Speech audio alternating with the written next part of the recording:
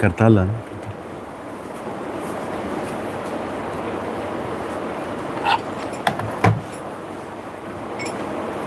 Thank you.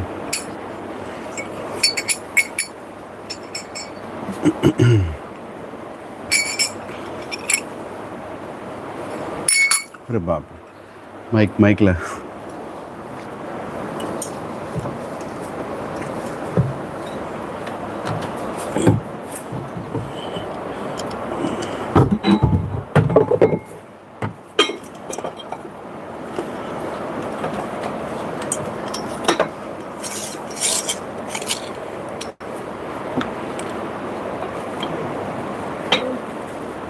वो on करना है. शिट. हरे कृष्णा. एक मिनट है. ऊपर का भी ऑन करना है. नहीं.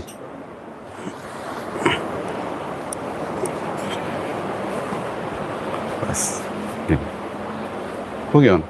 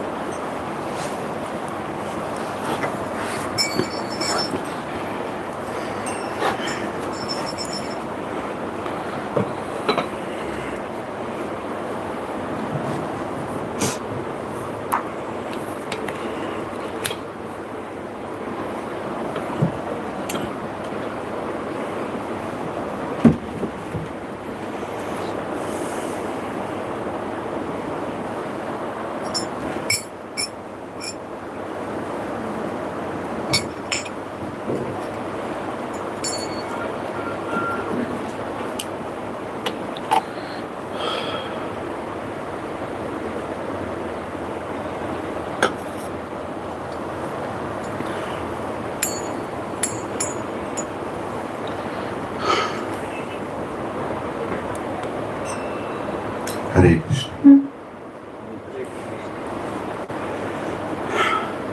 नमः विष्णुपदाय कृष्णपृष्ठाय भूतले श्रीमते निर्विशेषा शून्यभागी पश्चादेशकारिणे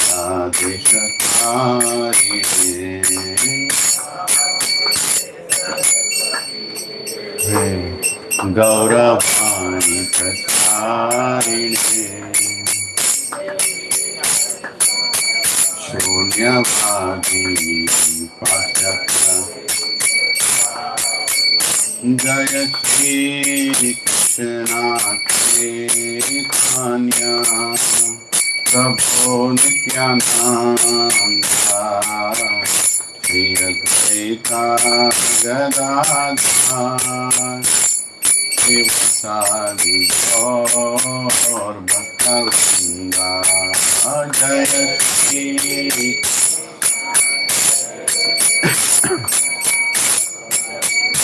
नित्यानंदा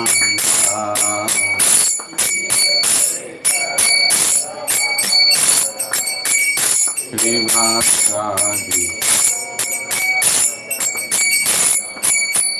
जय श्री कृष्ण चैतन्य प्रभो नित्यानंदा श्री अद्वैता गदाधर शिवसादि गौर भक्तवृंदा. जय Shri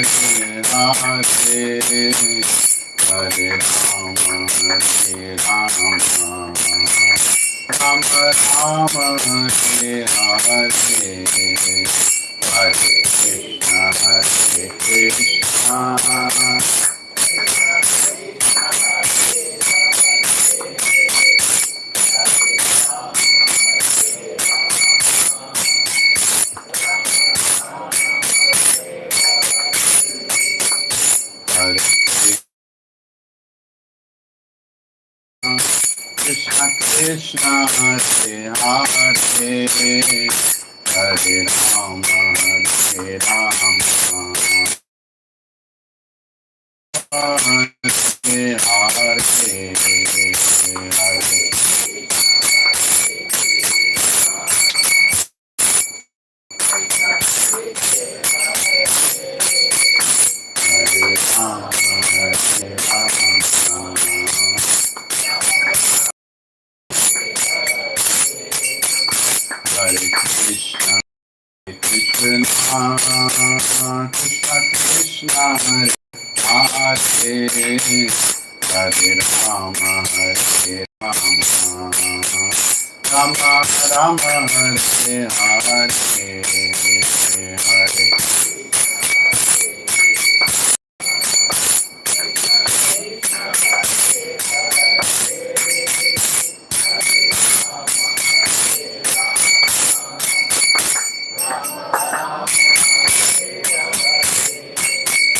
Hare Krishna, Krishna Krishna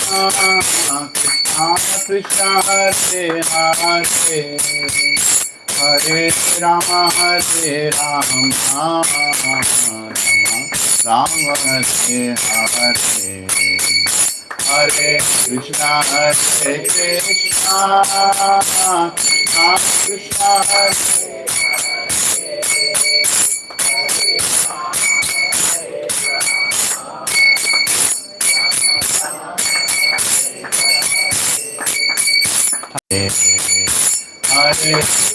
Hare Hare,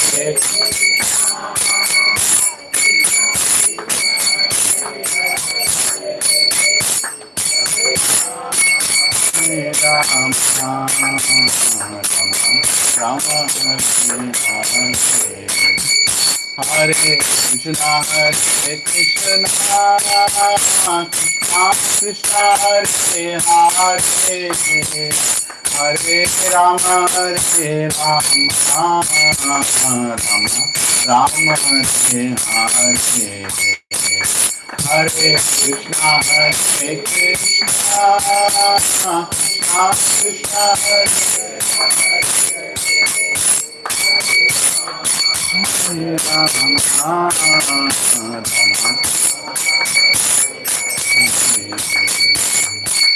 Hare Krishna, Hare Krishna, Krishna Krishna, Hare Hare, Hare Rama, Hare Rama, Rama Rama, Hare Hare.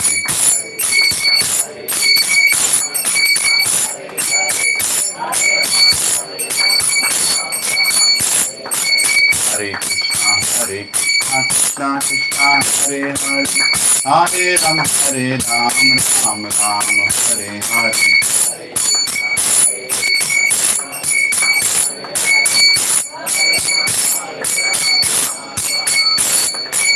Hare Krishna, Hare Krishna, Krishna Krishna, Hare Hare, Hare Rama, Hare Rama, Rama Rama, Hare Hare.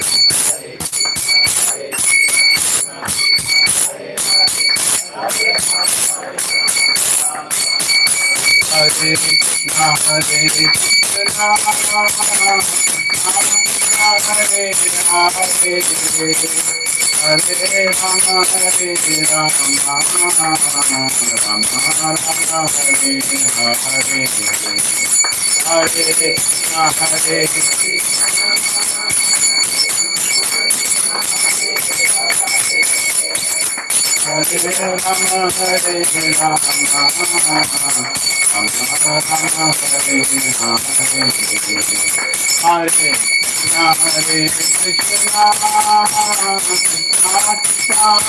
Hare Krishna, Hare Hare Rama, Hare Rama, Rama Rama, Hare Hare. Hare Krishna, Hare Krishna, Krishna Krishna, Hare Hare, Hare Rama, Hare Rama, Rama Rama, Hare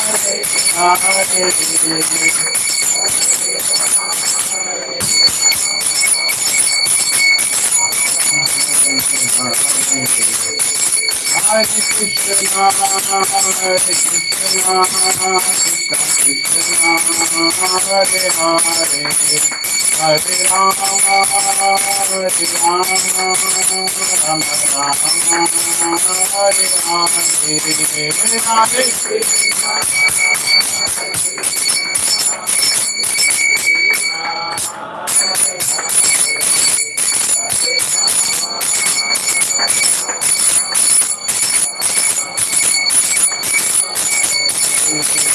Hare Krishna, Hare Krishna, Krishna Krishna, Hare Hare, Hare Rama, Hare Rama, Rama Rama, Hare Hare, Hare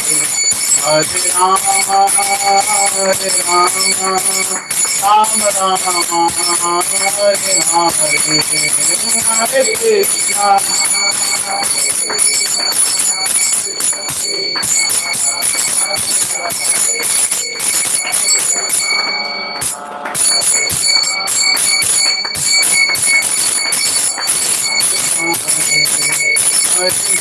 Hare Rama, Krishna Yadavaya Namah, Hare Yadavaya Namah, Yadavaya Madhavaya Keshavaya Namah.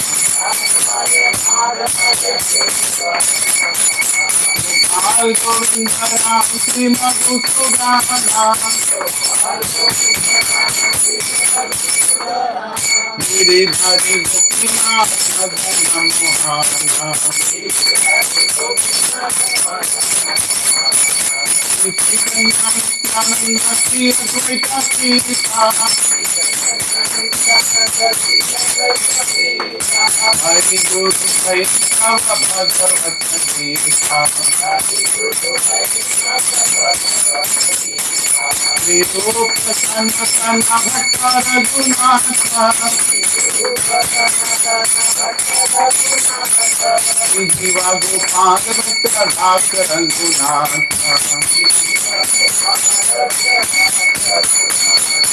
Hare Krishna, Hare Krishna, Krishna Krishna, Hare Hare, Hare Rama, Rama Rama, Hare Hare.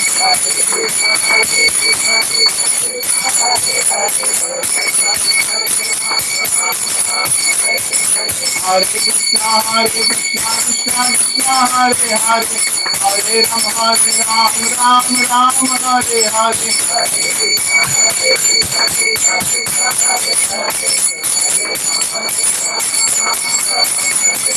Hare Krishna, Krishna Krishna, Hare Hare, Hare Rama, Rama Rama, Hare Hare.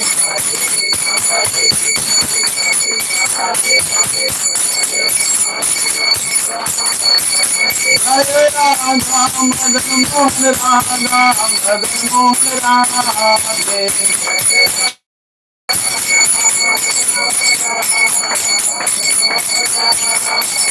Jaya Jagannatha Jagannatha, Baladeva Jaya Subhadra, Jaya Jagannatha.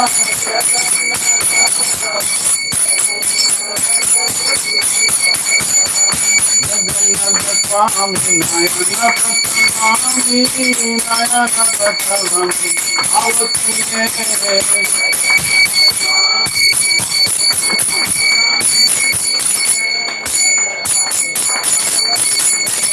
Nitai Gaurango, Nitai Gaurango, Nitai Gaurango, Gaurahari.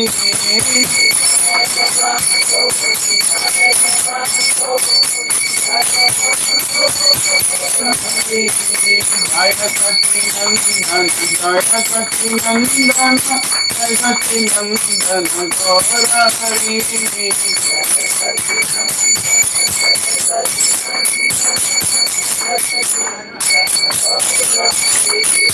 Patita Pavana, Patita Pavana, Patita Pavana, Gaurahari.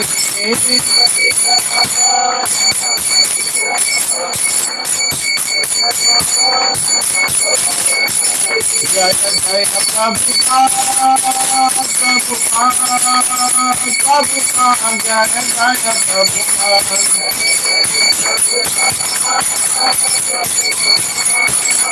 जय जय गुरुदेव गुरुदेव गुरुदेव जय जय गुरुदेव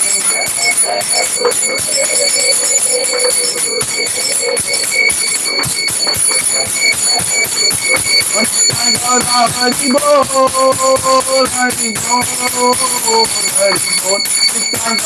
हरि बोल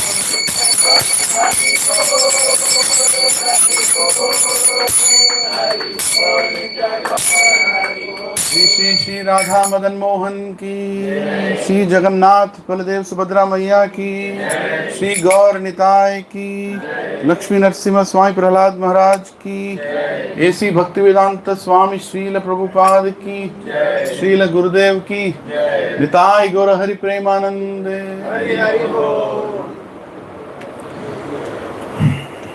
ओम अज्ञानतिमिरान्धस्य ज्ञानाञ्जनशलाकया चक्षुरोन्मिलितं येन तस्मै श्रीगुरवे नमः।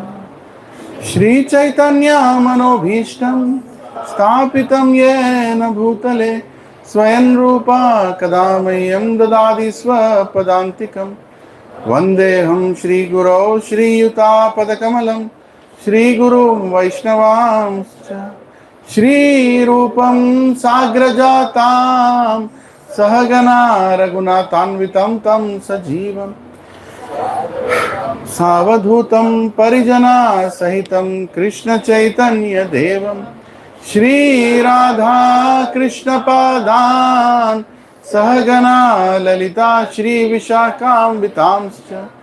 हे कृष्णा करुणा समामि हरिप्रिये वाञ्छाकल्पतरुभ्यश्च कृपा सिन्धुभ्य एव च पतितानां पावनेभ्यो वैष्णवेभ्यो नमो नमः।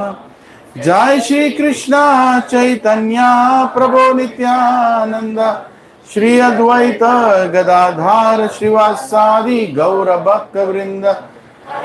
कृष्णा कृष्णा कृष्णा हरे हरे हरे राम राम राम हरे हरे। ओम नमो भगवते वासुदेवाय। ओम नमो भगवते वासुदेवाय। ओम नमो भगवते वासुदेवाय।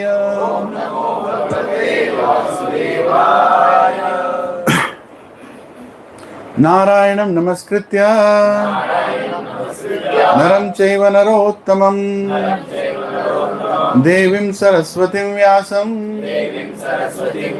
ततो जयमुदीरये। नष्टप्रायेषु अभद्रेषु नित्यं भागवत सेवया भगवती उत्तम श्लोके भक्तिर्भवति नैष्टिकी। कृष्णाय वासुदेवाय देवकी नंदनाय च नंदगोपः कुमाराय गोविंदाय नमो नमः। नमः ओम विष्णुपदाय कृष्ण पृष्ठाय भूतले श्रीमते भक्ति वेदांत स्वामी निति नामिने। नमस्ते सरस्वती देवे गौरवाणी प्रचारिणे निर्विशेषा शून्यवादी पाश्चात्य देशतारिणे। जय श्री कृष्ण चैतन्य प्रभो नित्यानंद श्री अद्वैत गदाधर श्रीवासादि गौर भक्त वृंद। हरे Krishna Krishna Krishna Hare Hare Hare Ram Ram Ram Hare Hare. Kum karoti vachalam pangum langayate girimyat kripahtamaham vande Shri Guru Dinatarinam Shri Paramananda Madhavam Shri Chaitanya Ishwaram. Om pavitro pavitro va sarvavastam gatopi va yat smaret pundarikaksha sahabhyabhyantaram suchihi. Shri Vishnu, Shri Vishnu, Shri Vishnu.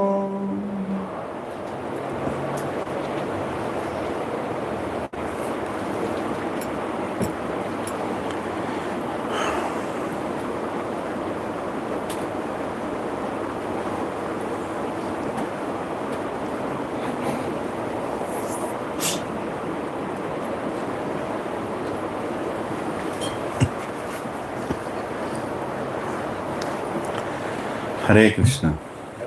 Hare Krishna. Yeah. Thank you all for coming. Hare Krishna. Hare Krishna. Very happy to see many of you here. And today is a very important session. Every session is important. Foundational topics.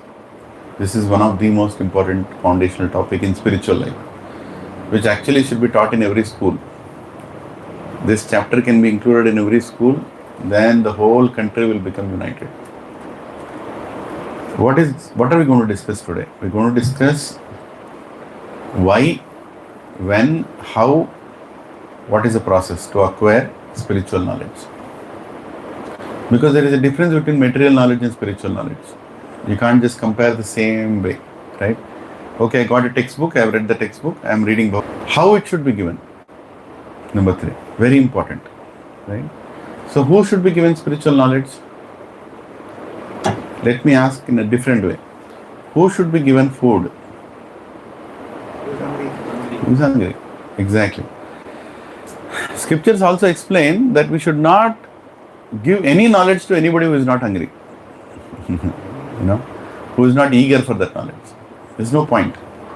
You should not tell an answer more than what is asked. If you tell anything more also, it is useless. You all are here, you have come here for Bhagavad Gita class. So I am going to discuss this knowledge. I will not go and discuss this in Vasi Reddy sweets below. Somebody is buying sweet, I will go and, sir, please excuse me, I will tell you when to acquire spiritual knowledge. No. If you see Krishna also, he did not give Bhagavad Gita to Arjuna because he was in a good mood or Arjuna also is in a good mood. Let us, like that chit chat, Bhagavad Gita. No. Krishna spoke Bhagavad Gita when Arjuna asked for that knowledge. In fact, many places in Bhagavad Gita, Krishna doesn't start a topic unless Arjuna asks. There has to be a need, there has to be a inquisitiveness that I want to know this knowledge. That's when Krishna spoke. Many chapters, right from the first chapter he doesn't ask. He only asks him to take the chariot in between. That's all is the first question he asks. Second chapter onwards, he starts asking questions. What should I do? What is the right thing to do? Who is Stita Prajna? Right? Like that he asks. Third chapter he asks, why should I do all this warfare when you are telling anyway, being concentrated on the self is enough.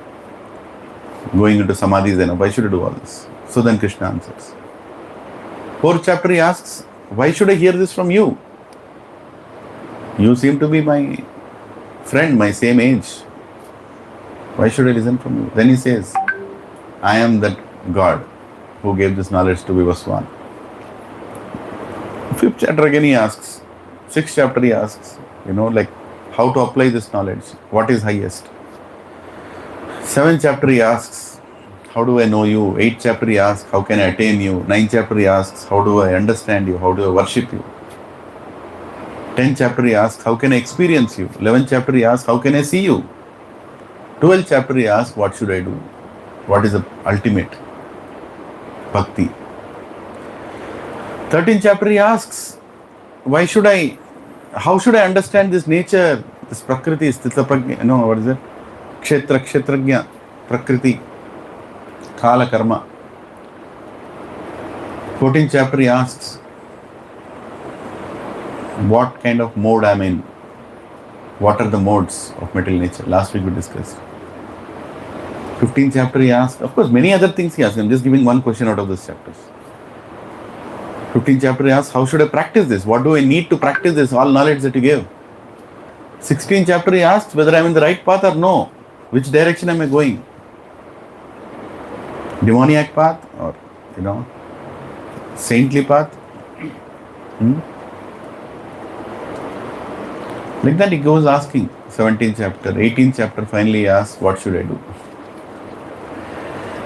Krishna explains all the yogas and then he explains Sarva Dharman Parityajya Mamekam Sharanam Vraja. He concludes saying that, okay, whatever I told, you heard. Whatever I told, you understood. But now is the time, apply the knowledge. Do. Get up. Do the work. Because now I am a soul surrendered to you. Now you are surrendered to me, then do what I am telling you. All this knowledge Krishna speaks only when Arjuna asks. A living entity, a human being, human birth we have taken to ask. If you don't ask, what is the point? Right? IQ means what? Intellectual quotient. Questioning, you can say. SQ means what? Spiritual questioning. EQ means what? Emotional questioning. You can call it quotient, you can call it questioning. Same thing. A person who doesn't question is a dead person. He is dead. Dead in his own illusion. He is getting up, he is going to office, he is having his breakfast, he is working, he is earning, he is investing, he is getting married, he is having children, he is bringing them up, he is retiring, he is dying. Where did he question? Where did he question? Why did he take birth? Such a person should be given spiritual knowledge. Otherwise, should not give. I'm sure somebody met all of you on the road someday saying, hey, there is a class, Bhagavad Gita, you'll learn about Krishna, you will learn about Karma Yoga, Jnana Yoga. And somebody, or your friend might have told you, please come to this class, you'll learn something today. So you have come in a mood to learn. That is a qualification for you to be in this class. If somebody is not in a mood to learn, by mistake you came here, there is prasadam behind, take some and leave. There's no point, because you will waste your time. I will not waste my time. I'm anyway going to do this, but you will waste your time. Acharyas have told, don't give spiritual knowledge to people who are not hungry. And how hungry you are determines how much you'll get the knowledge also. Right? If children say, my teacher is not good, no. You did not indicate how eager you are to learn from the teacher. Teacher is the same to everybody. But teacher is more inquisitive to give to the people, to the children who are very eager. And eagerness can be explained in different ways. Eagerness to learn can be expressed in different ways. How we can express? How you can express your eagerness to learn? Being punctual. Huh? Being punctual. Being punctual, meaning attending every class. I'm seeing who is attending every class. Means those people I have to focus on. As simple as that, isn't it? One Saturday will come, 2 Saturdays will not come. One Saturday will sit inside the Zoom. After dying, will go to Zoom Planet. That's where you want to be. Right? Or YouTube. Punctual. What else? How else do I know how much spiritual knowledge you need? Responding and asking questions. Questions. Ask questions. Ask. Inquire. Inquire submissively, not challengingly. Sir, I don't understand this. Can you please tell me? I don't know this. What you're telling is nonsense. You will not get the answers. Sir, I can't understand. Please tell me. That's how we asked, right? When we were in a college. He drew some topic, hypothesis, some topic here. Sir, what is the meaning, sir? Sir, can you explain me once again, sir? I want to understand, sir. Yeah. What other qualification? How do I know? We assure that we will do that. Huh? We assure that we will do what you say. Saying that yes, I want to follow. Sajma, Papanam. Yes, I want to follow what you are saying. It's not like, प्रभु बहुत देर हो गया joke नहीं बोला, joke बोलो, entertainment नहीं हो रहा है क्लास में. No, I want to follow. I'm eager to follow what you're going to tell. Not me. I'm not a guru, Prabhu. Don't look at me like that. I'm not a guru. Srila Prabhupada is guru. Ramanujacharya is guru. Who am I? I am a Xerox machine. What does Xerox machine do? Keep a paper, press. What does it do? It comes out. Will you ever remove that and take this and say, compare it correctly or no? Huh? Is there a need? No. A preacher sitting on Vyasasana should be a Xerox machine. That is my only qualification. The day I change something, I don't deserve to sit here. ठीक है ना? You should ask questions to the parampara. You should ask the questions to Guru. You should ask the question to the scripture. That I should see. Who is asking questions? And doesn't mean that, Prabhu, मेरे को नहीं आ रहा है question. No problem. Are you even hearing properly? Right? You should discuss that knowledge. After going out of this place, you should discuss that knowledge. Okay, how else will I know?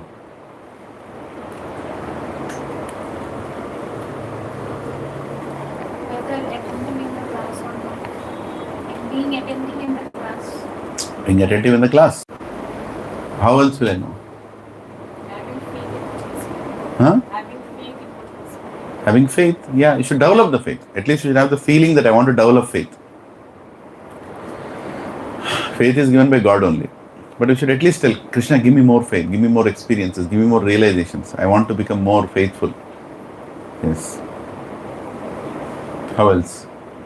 How much you are involved in this whole process. Exactly. And two more important things. One is to come early to the class.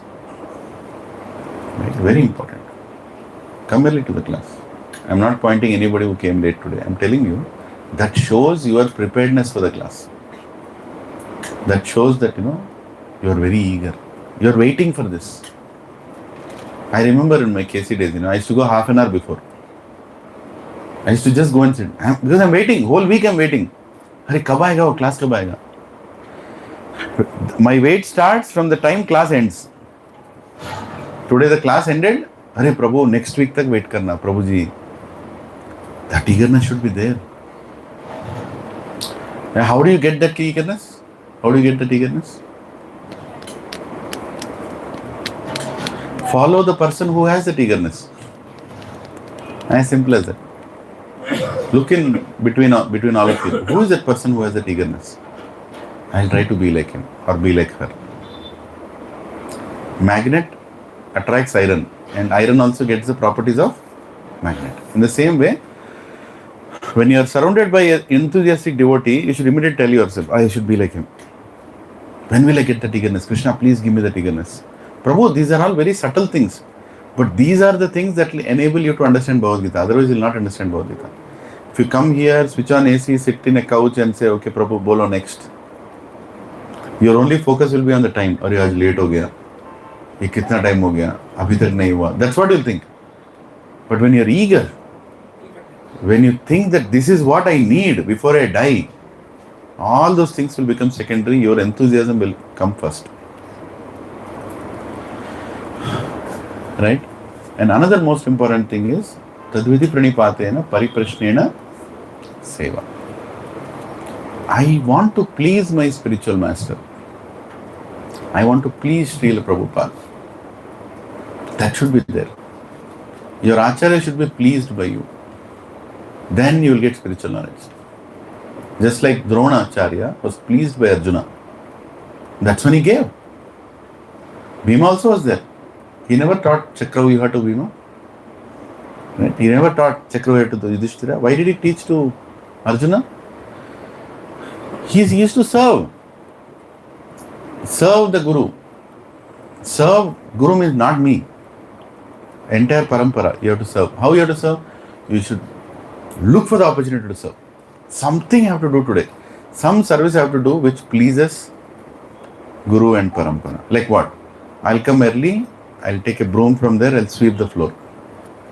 Prabhu, it's already clean now. So what? I'll clean again. I'll put the mats. I'll put the chairs. I'll keep everything ready. I know what all Prabhuji does when he comes. Let me keep everything ready. I used to do that. Eagerness, service. This service will invoke the spiritual consciousness. Nothing else will invoke. If you just hear the class and go without doing any service, like I'll serve prasad, or I'll sponsor for the prasad, or I'll cook something and bring. Today morning my wife cooked something. She said, here, take this. I'm not able to come, take this. Eagerness to do something. She doesn't need to do. We have already ordered for prasad, it will come. Why more prasad? Eagerness to extract from Guru. Yeah, you are eager. You are trying to tell, I'm part of this, Prabhu, I'm part of this. Srila Prabhupada, I'm part of your satsang. I want to do something. I want to do something. I'll clean the chairs. You're coming and sitting on the chair every day. Is the chair tidy? Is it untidy? Let me do some service to the devotees. Prabhu, sab nahi hoga. Get a flower. One flower. Keep it to God. That's the service. Krishna is eager to take our service. Krishna is eager to take our service. Guru is eager to see you in service. Right? And you should keep increasing the service. Service should not stagnate. There is no question of stagnation. If service stagnates, our life stagnates. Are you all following what I'm saying? When water stagnates, what happens? It stinks. Mosquitoes don't come in flowing water. Dirt doesn't come in flowing water. When water stagnates, that's where the problem starts. Isn't it? Spiritual life should never stagnate. If you become satisfied, Prabhu, itna kar raha hu na, bas, ho gaya. You start stinking. You start thinking. There is no question of stop. Prabhu, this is what I can do, Prabhu. My health is permitting this much, Prabhu. No. Think. What more you can do? In your current situation, what more you can do? Right? Prabhu, I can't do anything. Okay. Whoever you talk to, talk about Krishna. You go and sit in assembly, 4 people are there. They are talking politics. Some nonsense, real estate they are talking. What will you do? You will say, can I share something with all of you? Yes. Janmashtami is coming. Can we all do something together? What will we do? We'll make a garland. You get flowers. I know how to make. Let's try. That ladies does. No. We can also do. Right? Do something. That the eagerness to do something will give you everything. You have to do. Seva. Pariprashnena seva. Ask the questions, serve the spiritual master, serve Srila Prabhupada, and you will understand Bhagavad Gita. This is the qualification of a person who receives spiritual knowledge. Right? Eagerness, enthusiasm, punctuality, coming ahead of time, making this a priority. Isn't it? Yeah. You should always be ahead. There is no competition here. There is commitment here. Commitment doesn't need any competition. Where there is no commitment, that's where competition comes. A person who is committed doesn't need to compete with anyone. He is completely going ahead in his own path. Like, see this Rath Yatras. 75 Rath Yatras we did. Did somebody mandate? We printed each page one Rath Yatra. You all can see sometime. Did anybody mandate that we should do these many Rath Yatras?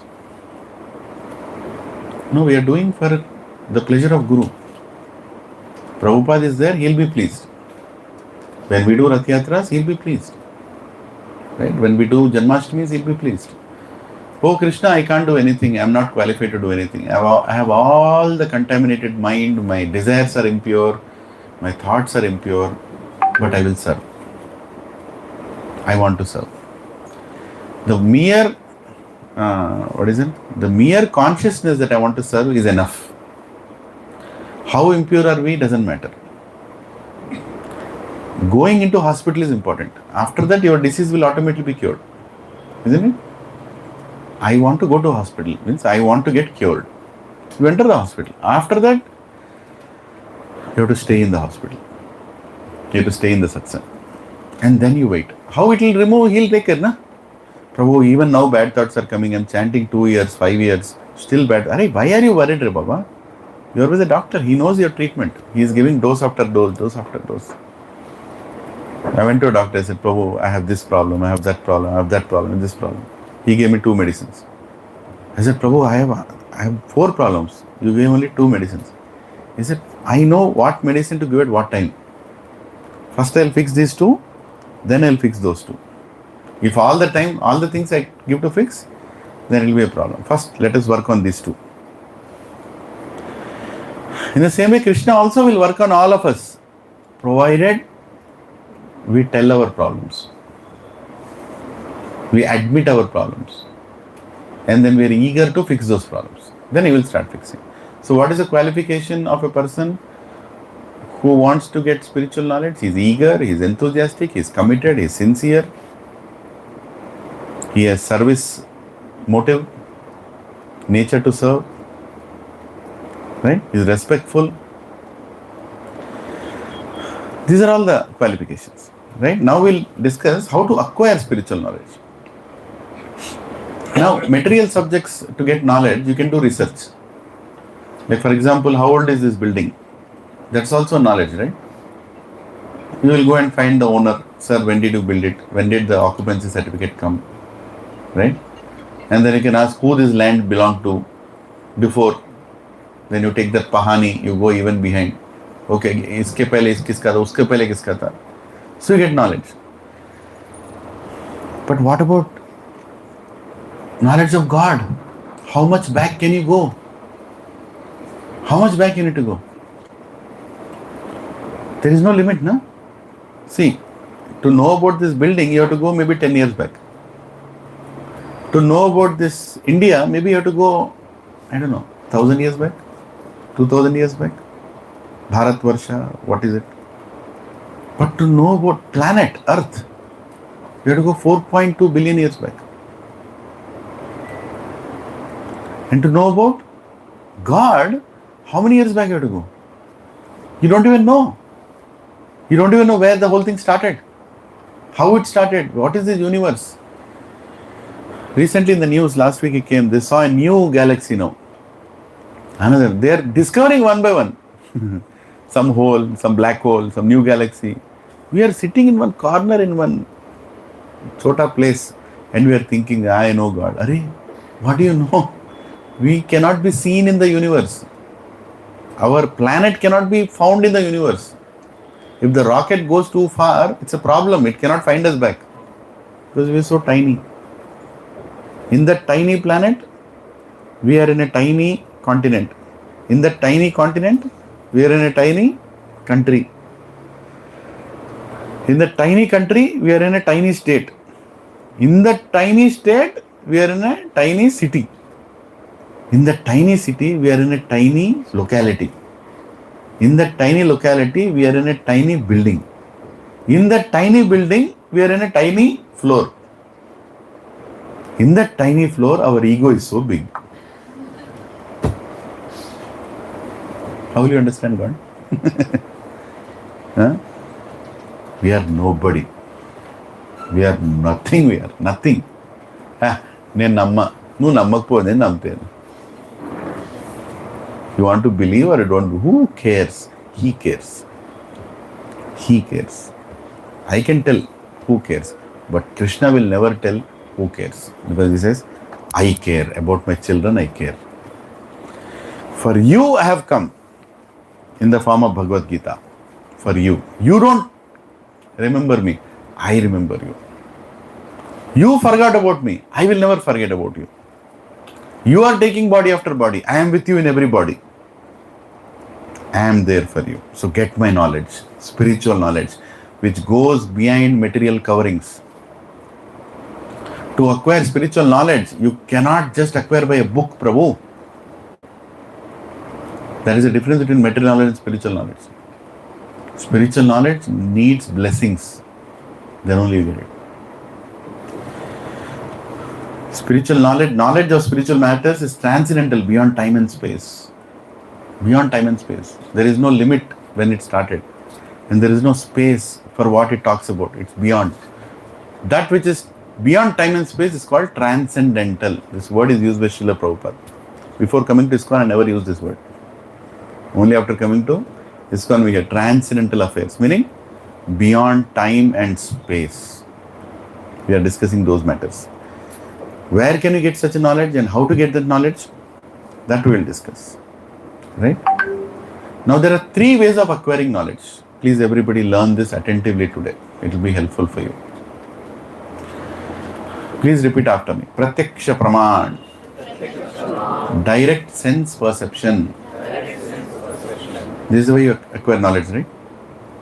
You see, you hear, you smell, you taste, you touch. Where senses? Pratyaksha, meaning I will experience it, I'll see it, then I will accept it.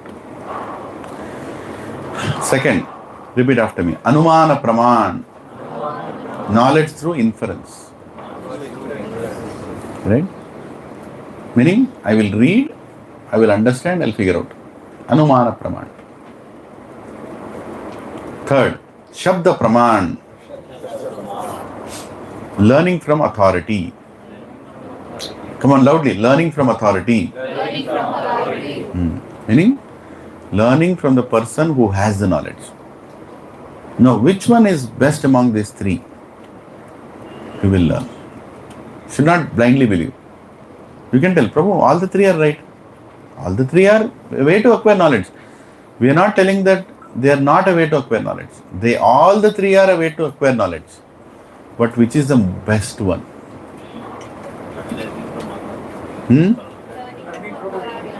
Learning from authority. But why? We'll see. Exactly. Yes, who already experienced. Yeah, very nice answers. But a lot of people don't think like that. You go outside and does God exist? He'll tell, no, it doesn't exist. Why? Where is God? Show me God. If you show me God, I will agree that God exists.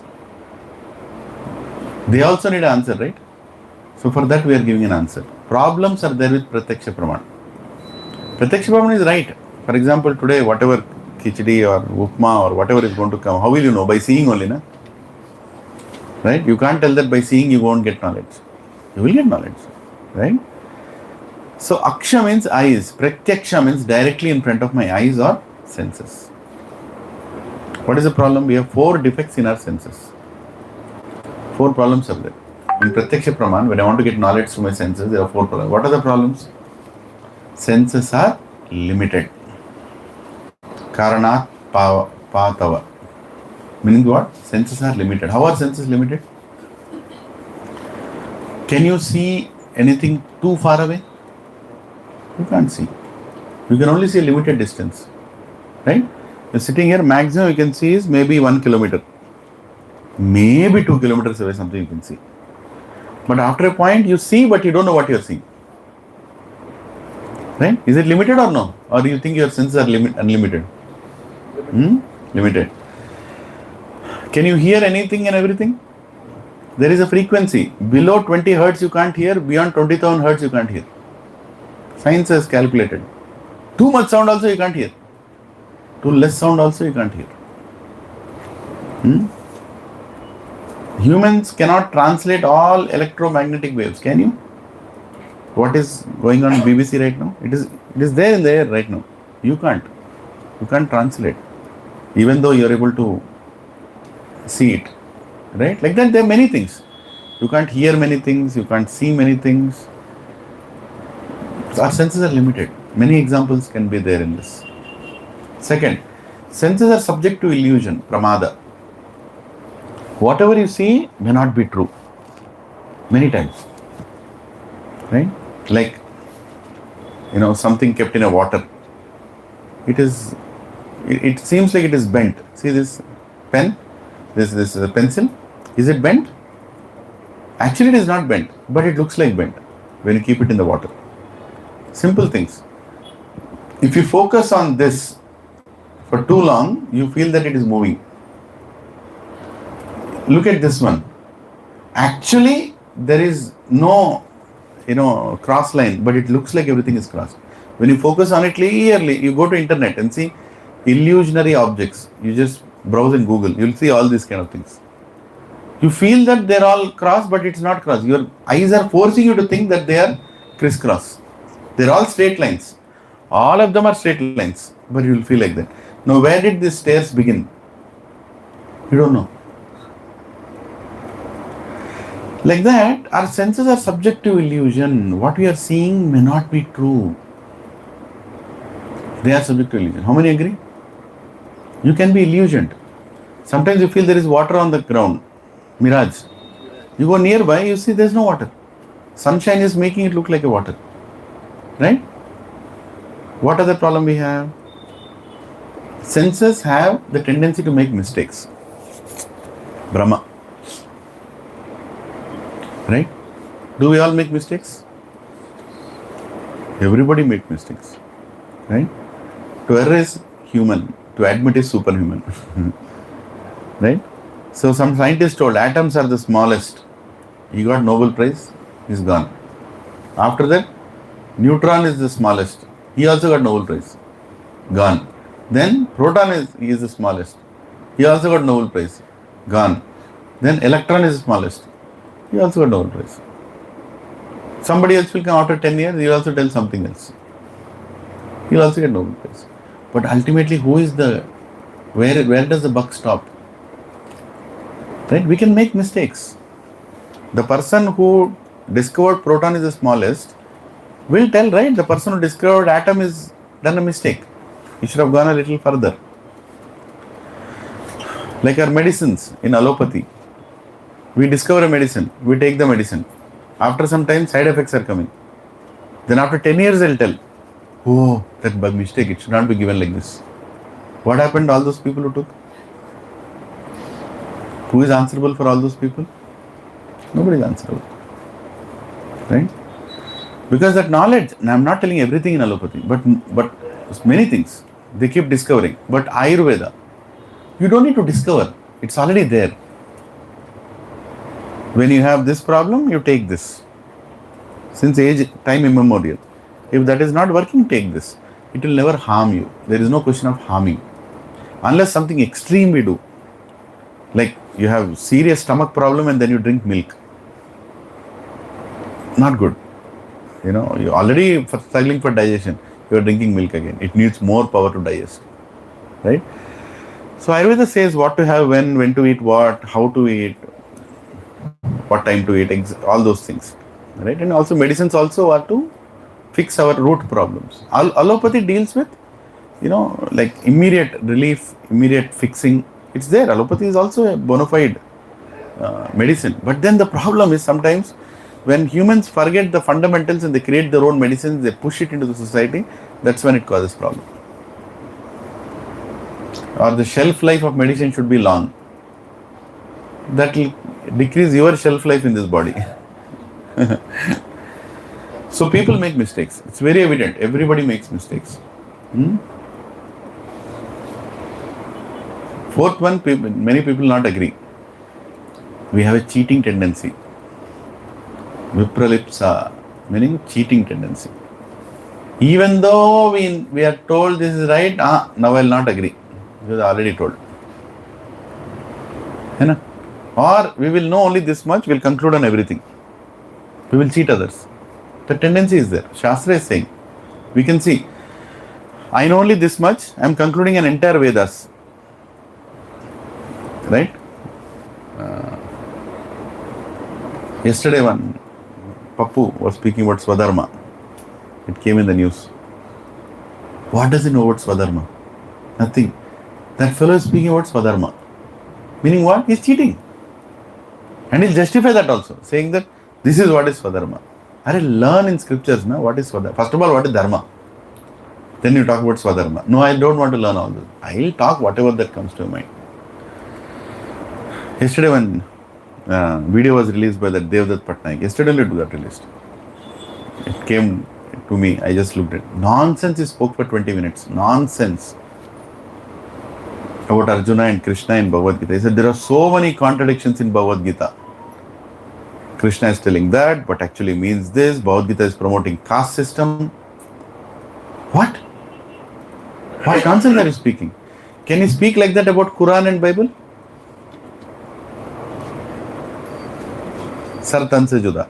But can you speak about Bhagavad Gita? You can speak any nonsense about Bhagavad Gita. Right? Cheating tendency. That's there in people. People know this much, but because their ego is that much, they'll tell that I know everything. Right? For example, this Darwin fellow. What did he do? He said humans came from mammals. Right? We all believed it. We all read in the textbook. What is the proof for this? Did anybody ask this question? What is the proof for this? Vedas say there are monkeys, there are humans. All species are there. 8.4 million species are there. Right? In that, monkeys are always there. Monkeys existed during Lord Ram's time also.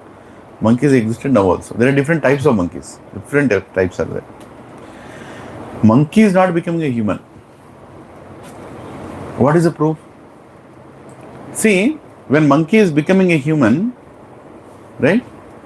At some point, it is neither monkey, neither human, right? Some transition also should be there, no? The evolution of bodies is there. Where next birth you take different other body, evolving from a insect to a human. That's evolution. 8.4 million species, you are taking body after body, body after body. That's evolution. Right? But evolution doesn't mean that you have to become from something that's already there. Like a donkey was running and one day it became horse. What? Donkey is donkey, horse is horse. You can't say both are same. No, it evolved into that. Nothing like that. So this is called cheating. He understood something and he wrote this thing. Why? To reject spirituality. Darwin's theory rejects spirituality. Big Bang theory rejects spirituality. Darwin's theory rejects the existence of God. Big Bang theory rejects the existence of God. Everything came from nothing. Right? There was nothing. Some bomb blasted, then everything came. Can you see anywhere everything coming from nothing? No. It's not the case. Why is it here? Because they rejected. God does. If God is there, you can tell now how God created everything. No, I don't want to prove God is there. So what will I tell? Nobody created anything. They all came from bacteria. From where did bacteria come? We are finding out. And they'll keep finding out. Thousands of years, they'll keep finding out. They'll never have an answer for this. It's very convenient to tell we are finding out. Why are you speaking before finding out? Find out, na? Then you tell. We'll create life. Make, na? Make life. No, I am making. No, science is advancing. We'll make life. No, make. Arey, why? Make one anda. A hen is better than greatest scientist on the planet. It can make one egg. Can you make one egg? One scientist cannot make one egg even till now, 2026. No matter what intelligence you get, you cannot make an egg. Egg is such a technology, Prabhu. You can't even imagine. Just buy an egg and just see, just look at that science of God. It has everything inside for the living entity to become ready. Everything. Right? That you will never see the cheek comes out and complains, food was not sufficient. Or space was not enough. How beautiful is it? And perfect strength that it will break after some time. You can break it also and come outside. When you have the right power, you can break it and come outside.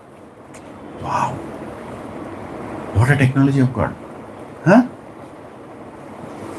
So, what are the 4 defects with the senses? Pratyaksha Praman? Senses are limited. They are subject to illusion. Have tendency to make Tendency to make mistakes, cheating propensity. cheating propensity, right? So remember this. So that is why Pratyaksha Praman gives knowledge, but that knowledge may not be correct. There is an easy way you can get diverted, right? Next is Anumana Praman. What is the problem with Anumana Praman? We interpret knowledge based on our mode of consciousness. If you are in Tamoguna, you will interpret according to Tamoguna only. If you are in Rajoguna, you will interpret according to Rajoguna only. If you are in Sattva-guna, you will interpret according to your Sattva-guna. Isn't it? Good people see the same thing in a different way. Bad people see the same thing in a different way. If you see a knife, what will a good person think? What will you think? Let me use it in kitchen. Isn't it? Let me use to cut vegetables. Good thing. Everybody uses knife here, by the way. But bad people, if they see knife, what will they think? How can I harm somebody? How can I hurt somebody? How can I kill somebody? Right? So your consciousness is making you see the same object in different way. Do you all agree? In the same way, when you read something from Bhagavad Gita, Bhagavatam, if you're not in the right consciousness, you can take the subject in a different way. You can read this like people read Ramayana in wrong consciousness and they conclude in different ways. Ram is bad person, he left his wife. You know, all kinds of things. They even praise Ravan. You know, Ravan was a great gentleman. Unnecessarily Ram killed him. Yeah, there are people there are only two things that are unlimited. Albert Einstein told, there are two things which are unlimited. Universe and human stupidity. And he told one more thing. He said, I know I can try to measure one, but the other one I can't even measure. Human stupidity. You can go to any extent in human stupidity. Ego. Because of ego. People argue for no reason. No proper understanding. Because they are affected by Tamoguna. When you see people affected by Tamoguna, don't waste your time. Just leave them alone. They'll scratch their head, they'll go somewhere, they'll do something. Some nonsense they'll do. Don't waste your time with them. Give some prasad. Chalo. People in Sattva-guna, you can at least discuss. Rajoguna, you can try to engage them.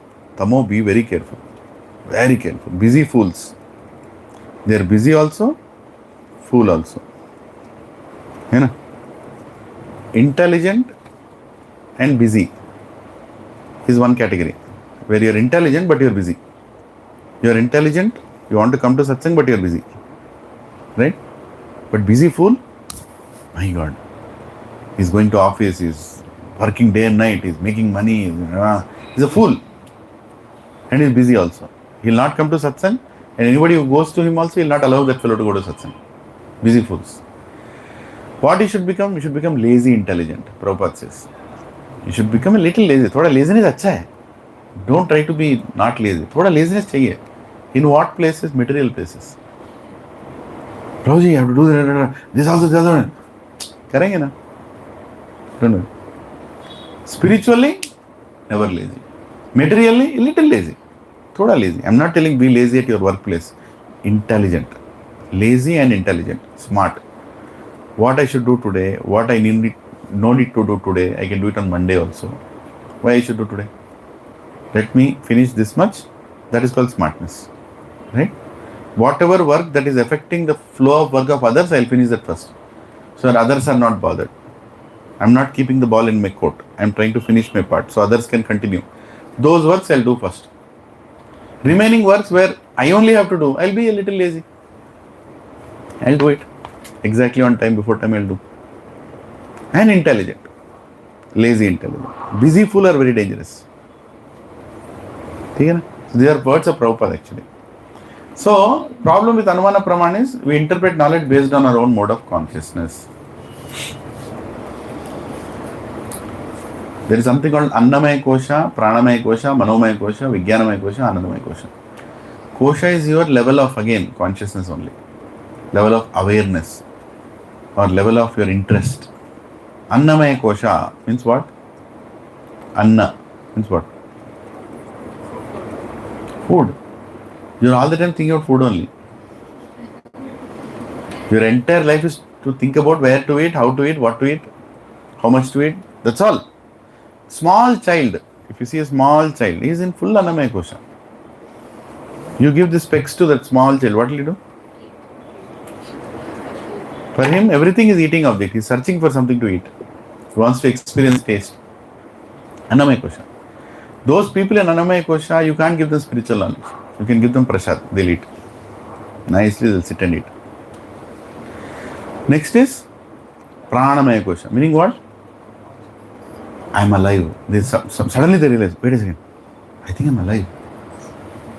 I think I'll die. Oh, one day death will also come. Oh, I have to take care of myself. Oh, I have to go to take medicine. You know, they are pranamaya. They have realized that they exist. There are a lot of people who don't realize that they exist. They'll be going in BMW car, they'll be going around. Baunda, tindama? Let's eat there. Again, they're learning. After that is Vijnanamaya kosha. Meaning, they are able to experience that knowledge. One is getting knowledge. Second is Shastra Chakshu. We are able to see the knowledge in action. He will come and tell, Prabhuji, correct only Prabhu. That fellow in BMW is only thinking about food. Ayya Rama. Prabhuji, literally in my office, people are only talking about what to wear, what to eat, where to sleep. Prabhu, correct only Prabhu. Meaning what? Now you are realizing the knowledge. Prabhuji, so nobody should buy BMW, then you mean? This is another problem. Did I say you should not buy BMW? You're always mentioning BMW car. Because people in that car mostly are in this consciousness. Mostly. You can bring that BMW to the satsang, no problem. Okay? Being rich is not a problem. But thinking goal of life is to become rich is a problem. Bhogaishwarya prashaktanam taya aprachitesasam vyavasayatmika buddhir samadho na vidiyate. Krishna says, Bhoga and Aishwarya, people who try to experience a lot of Bhoga and Aishwarya Prabhu, they will not be inclined towards spirituality. Automatically they will not be inclined, right? See, we are doing satsang in that Mayom Vihanga. How many people are coming? They will not come. Because they open the tap, water is coming. They on the switch, light is coming. They press the button, AC is coming. Again, why I need God? What you have to do? You should go and off the pipeline.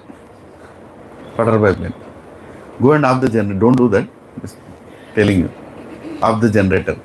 Cut all the wires. Then what will happen? Then they will. What you're saying? Off those facilities. Then they will get up. Hey, why is power not coming? Hey, why is water not coming? Oh, what? Oh God. Then they will tell, oh God. Then that time you go and tell, sir, here is God. Come to satsang. Then they will come. Why? Bhoga and Aishwarya. Bhoga and Aishwarya are very dangerous. Our ancestors had thousands of acres of land. Our ancestors had thousands. Nobody should be rich. Being rich is dangerous if you are not spiritually conscious. But to become spiritually conscious, being rich is a very big problem. It's problem. I'm not saying it's impossible. It's a problem. Meaning, I know one person, he stopped coming to satsang because AC is not there. What do you do? Get repaired. Point is what? He should not come here for experiencing AC. He should come here for... Having AC here, No, we have kept it. we should not have that. It's there now. You're encouraging rich people. Sir, Huh? you're encouraging rich people. I'm retaining rich people. Of course, but AC should not be there. Why it should not be there? When it is there, use it. No? For example, you have to come to the third floor. How did you come? Lift. Why? Stairs are there. No? The stairs are there. Why? But old people are there. You are not old, right? No, I have leg pain. Some problem is there, so you use. No? Yes. Again, when the class is going on, you know that Prabhu is giving the class, knowledge has already started. You go to the stairs. Will you take lift or stairs? If it's urgent, I take lift. Correct. That is called Yukta Vairagya. Meaning, I will use everything to get the knowledge. I will use everything. I will use my richness also for me to become advanced in spirituality. Understand? So do you need AC or not? Prabhu, if AC is giving you some comfort to sit down and relax without any sweat, it's okay to have.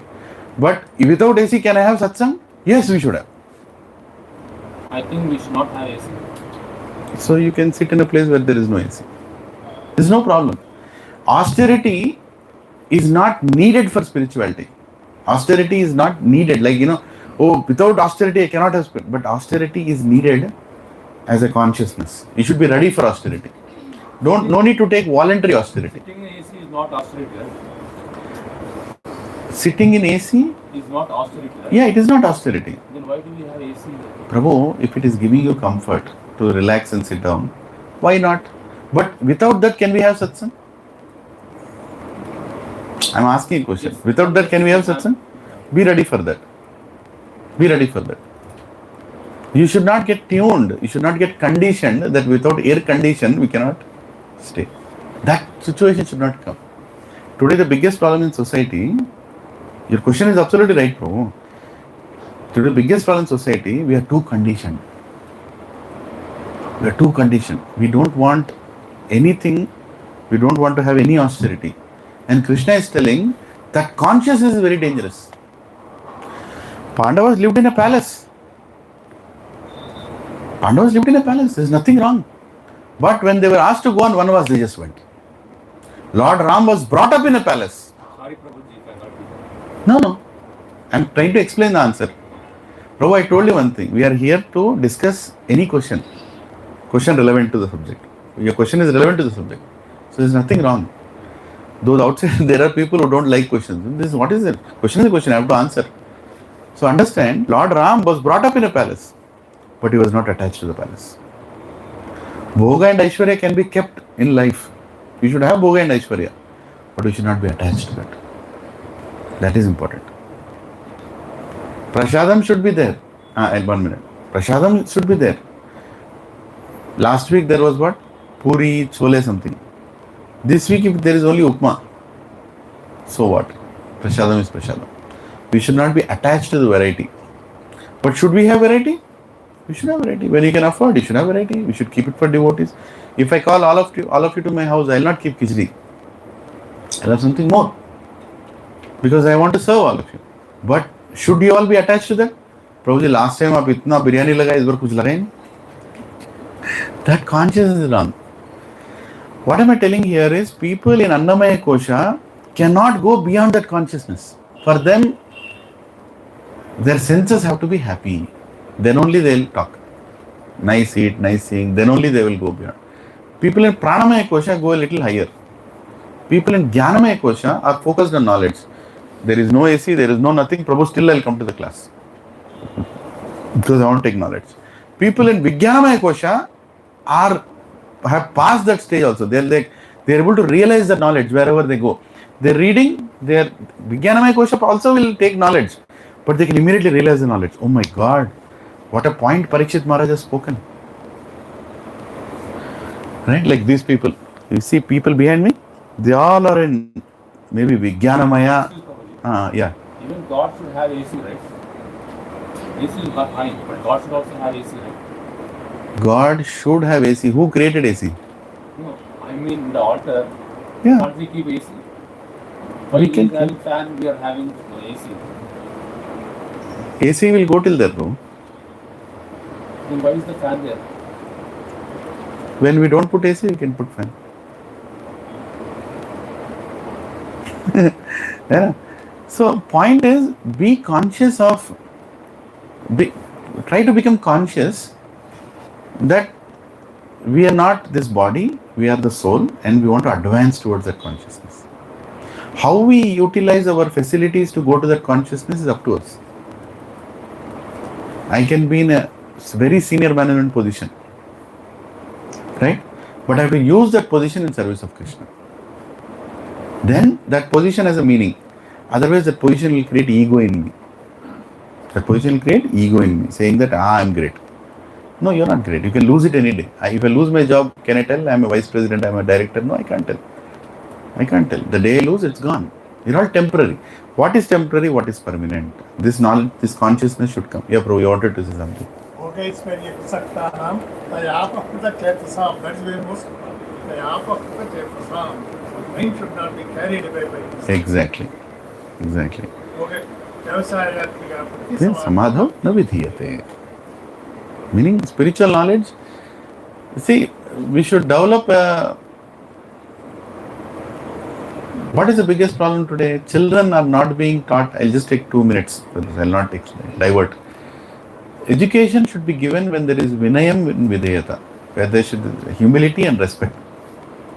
Education should be given there. When there is no humility and respect, the education will work in the reverse way. Children who are being sent in AC buses to AC school, given all opulences, cash in their pocket, what vinayam and what videyata they will learn? What respect will they have in the teachers? Right? That is a problem. But we should teach the parents not to give those kind of comforts. You can have, your salary might be 5 lakhs per month, but to your child you should not give even 50 rupees. You should know the value of money. You should not go and tell, okay, your child might know, your child might come and ask you, Nana, you have so much, why are you not giving me?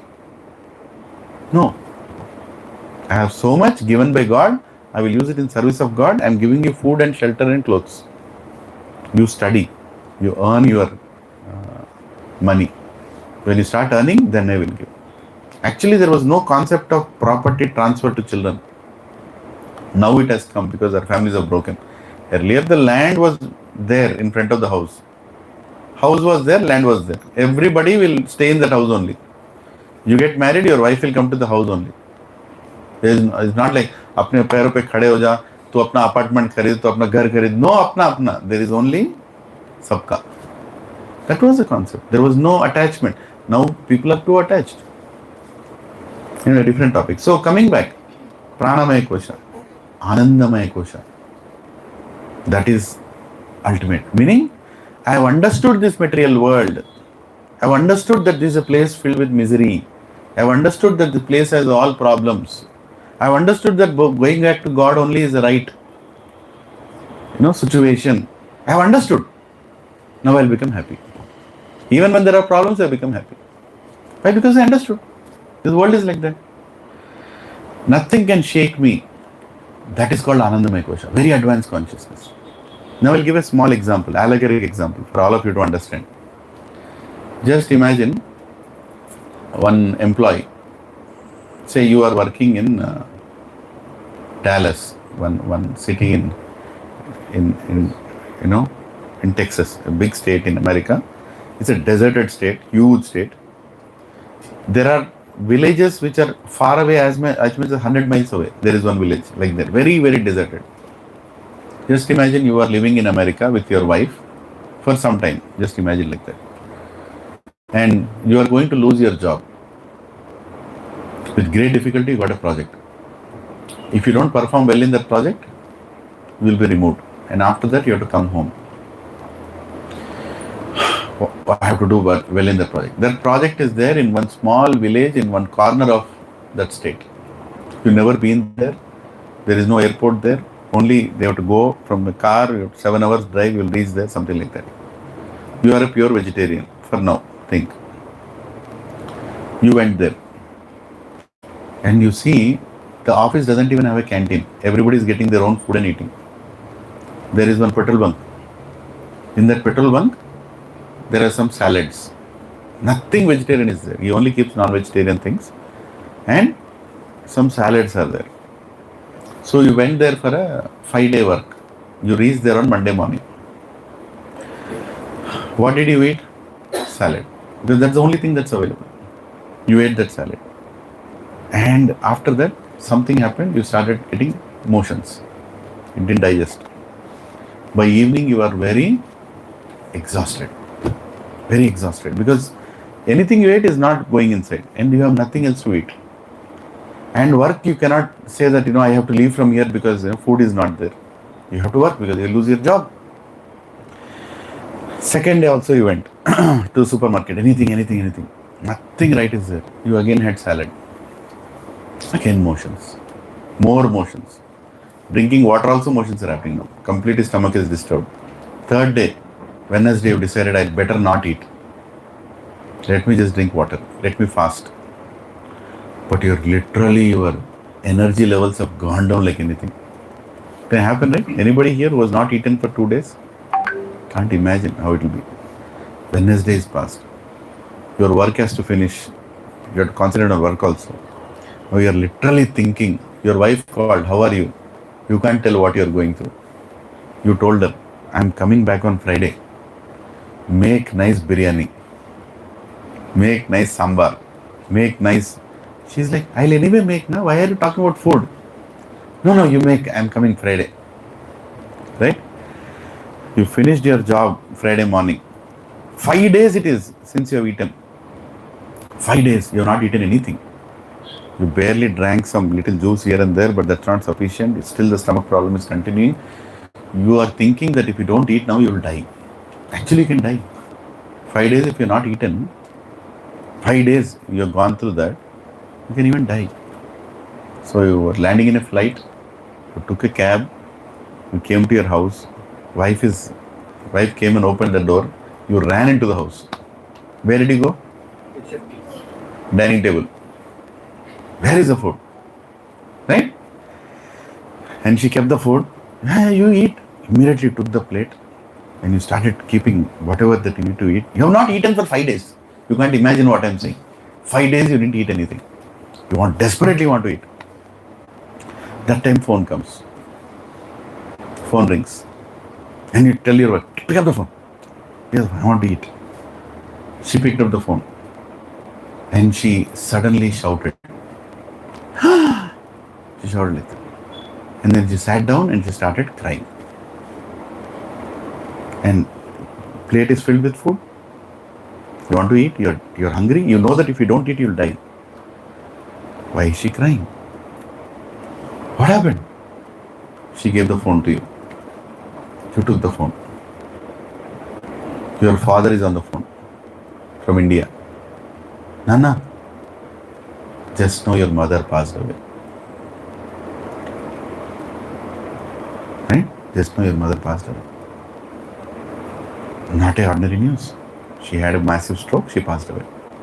Please come. What will you do after that? Will you keep the phone down and eat? You're hungry, right? You're going to die. 5 days you didn't eat. What will you do? Can you eat? Don't feel like eating. Sudden mother. Now, in this example, I'm sorry if the example is very heavy, but to make you understand, you are in Annamaya Kosha before. When you are going to that project place, you are in Annamaya Kosha. I want to eat good food. When the food is not good, you realize I'm going to die. Pranamaya Kosha. Right? Your Kosha is changing. In front of you, your Kosha is changing. I was only thinking about food. Now I'm thinking about living. Forget about damn food. Anything you give, I want to eat. Kosha means desire. Yeah, you can say level of desire, level of needs, right? Exact kosha meaning I'll search and tell you. I'm not able to remember. But level of consciousness in a way. What are you conscious towards? Sorry, Prabhu. Huh? Sorry. Why? A mistake. Question, wrong question. No, not wrong. What? Hare Prabhuji, nothing wrong. What wrong did you? No, you didn't ask anything wrong. No, when you say kosha means level of desire, right? So what else other meaning will be? Consciousness. Kosha means consciousness. Maybe consciousness. Consciousness includes everything. How you perceive things, how you think about things, how you understand things, what pleases you. That's consciousness. Right? Actually, when the news came, when he was hearing the telephone and the food was in front of him, his action will also depend in which mode he is. Exactly. If he's in tamasic mode, maybe he will eat it. Maybe he will eat, even in tamasic mode. Yeah. But then kosha also comes into play. The very thin line between kosha and guna. Very, very thin line. So now in Pranamaya Kosha, he came to the house because he needs to eat, otherwise he'll die. Now suddenly when this news came, what happened? Manomaya Kosha. Pranamaya Kosha means Pranamaya consciousness. Pranamaya consciousness. I'm thinking that I have to be alive. My body, I have to be alive. That is there. Suddenly when the news came, when he heard the news, where did he go into? Manomaya Kosha. Started questioning, oh my God, what just happened? His mind is completely occupied. When your mind is completely occupied, automatically your Pranamaya Kosha, Annamaya Kosha comes into control. Or rather, they are there, but they become subservient. Right? And then you start thinking about your mother, the love, what all she did for you. Oh my God, I'm not there. I'm not there. Sorry. Should have kept it in silence. Yeah. Right? So you're realizing what all she has done for you. Now you are at a different state altogether. Right? And then you remember the satsang class. If you are going to the satsang, you'll remember that this is Dukkhalaya Shashvatam. This entire material is Dukkhalaya Shashvatam. And death has to come to everybody. So one way or the other it will come. So your mother has left the body, she is already left. So you sit down and chant for your mother. While your wife books the ticket to India, or you're booking the ticket to India, that's okay. But on the way also, on the journey also, you're chanting for your mother. Hare Krishna, Krishna Krishna, Hare Hare. Hare Ram, Ram Ram, Hare Hare. You're chanting, because you're now at a soul consciousness. You're chanting for the soul. You are crying, but then you are, chanting that, let my mother get a better destination. Jnana, Vijnana, Ananda. At one point, when you go there and you see many devotees are sitting and chanting all that, chanting bhajan for your mother, then what will happen? You will actually feel happy. Yes, my mother left, but she went to a great destination. She went to a great destination. Krishna, thank you for taking her. I miss her. So you're not complaining to God. You're acknowledging that God has already told, Dehi nosman yatha dehe kaumaram yovanam jara. Tata dehantaras pakti dhiras tatram niyat. You will get the next body. She will get the next body. Like that you'll think. So, why am I telling you this? Koshas change your level of thinking, change your level of consciousness. It's there in all of us. We have to question what kosha is predominating us. Don't think people in Anandamaya Kosha will not be Pranamaya Kosha or Annamaya Kosha. They will have, but what is predominating? What is that drive factor for them? When they get up in the morning, what is the first thing you are thinking? Are you thinking about what is there in breakfast? Then you are in Annamaya Kosha. You are thinking, I'm alive.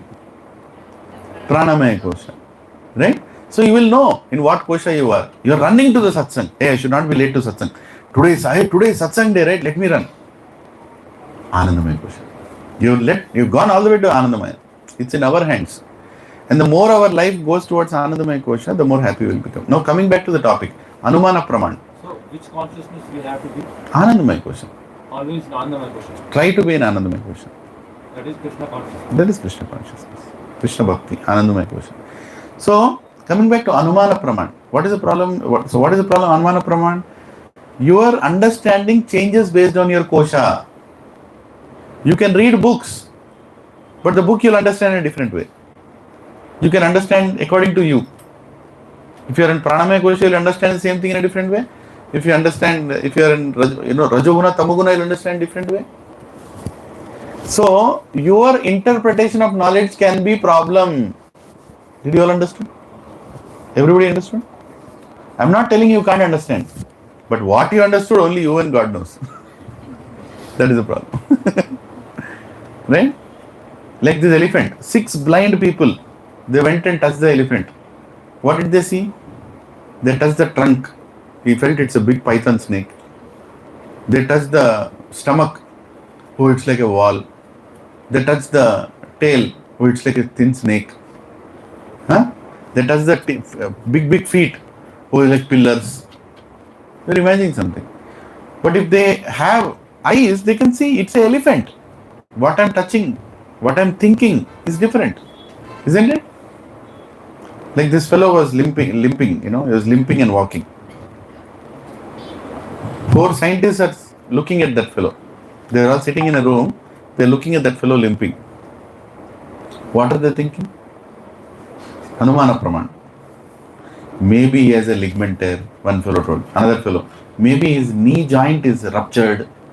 Another fellow, maybe his nerve is getting pressed, that's why he's limping. Right? Maybe his mental state is not good.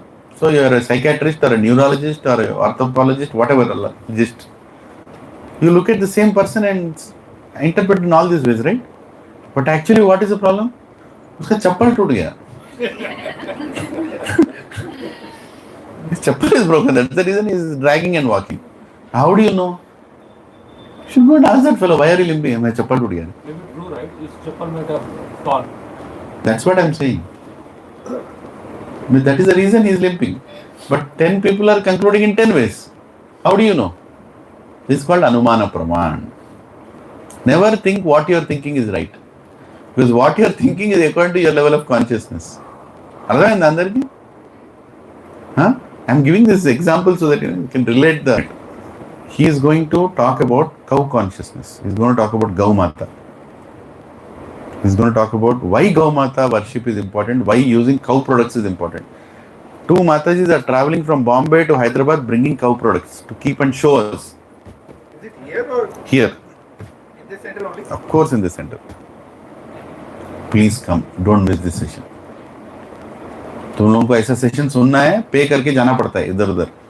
He is coming here, he is going to show, each one will show, this is Dantamanjan. Why is it good for you? This is this is that. Everything is going to speak here in this center. Come at 5 o'clock, not at 5:30. And be here, nicely hear the bhajan. Be eager to learn. He is going to give you some products which will increase your lifespan. It will increase your health. It will help you. Right?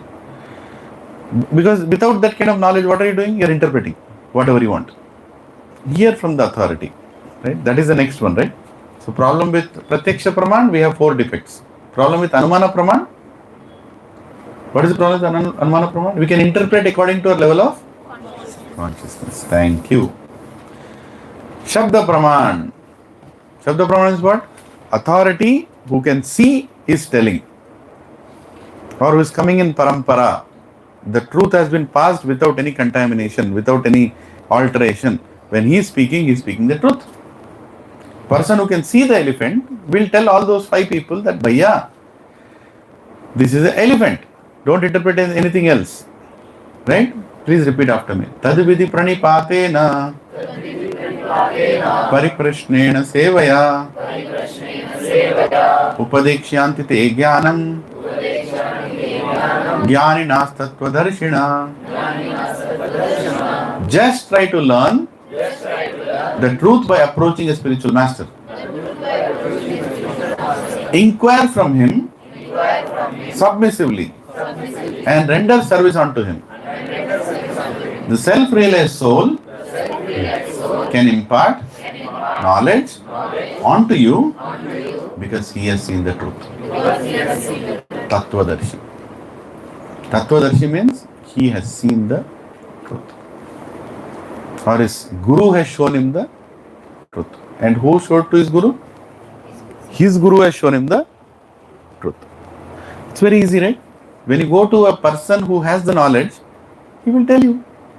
Why to figure out? If a person wants to know who his father is, what will you do? How can you know who your father is? Simple. Go and ask your mother, Amma, who is my father? She'll tell you. But a scientific idiot, what will he do? He'll take his DNA. Then where in the planet he has to go and find his father? Just imagine. How many DNA samples you are taking Gauli Reddy? How many in Hyderabad? Which one will match? Right? And how do you know? Simple. Go and ask your mother. She will tell you. In the same way, go and ask a guru. I'll tell who is a guru later. But first understand. If you go to a guru who is a Tattvadarshi, you don't have to waste your time. Why one should approach a guru? To save time and energy. We all have limited time. Somebody who already has that knowledge, Prabhu tell na. Ho gaya khatam. Prabhuji, why you are covering the photo? Which photo? Sridhar Goswami. Which photo? There, behind the screen. You're Because calling there is a- Sridhar Goswami, right? Oh, this one you are saying? Yeah. This That photo one? is very good. Actually, we should not cover it. Then how we will see this one? If we don't cover that, then how we will be presenting this? We are presenting what is speaking. So it's Brahma, right? After Krishna, Brahma. Yeah, Krishna Brahma. Then Narada. Yeah. Okay. They are from Brahma Parampara. So ISKCON is derived from Brahma Parampara. Yes. Brahma Parampara. Then why don't we keep Brahma and Narada, Brahma's photo in here? Brahma's photo, he is there in our books. There is, I can show you some Fine. Brahma. But when we are praying, right, he is a Parampara Guru, right? Yes. We should be there. Our simple Gurus are there, but Brahma There is a big disciplinary succession, Prabhu. We are only keeping the nearest Gurus. But Brahma is an originator, right? Yes. Parampara. Yes. Why is this photo not there?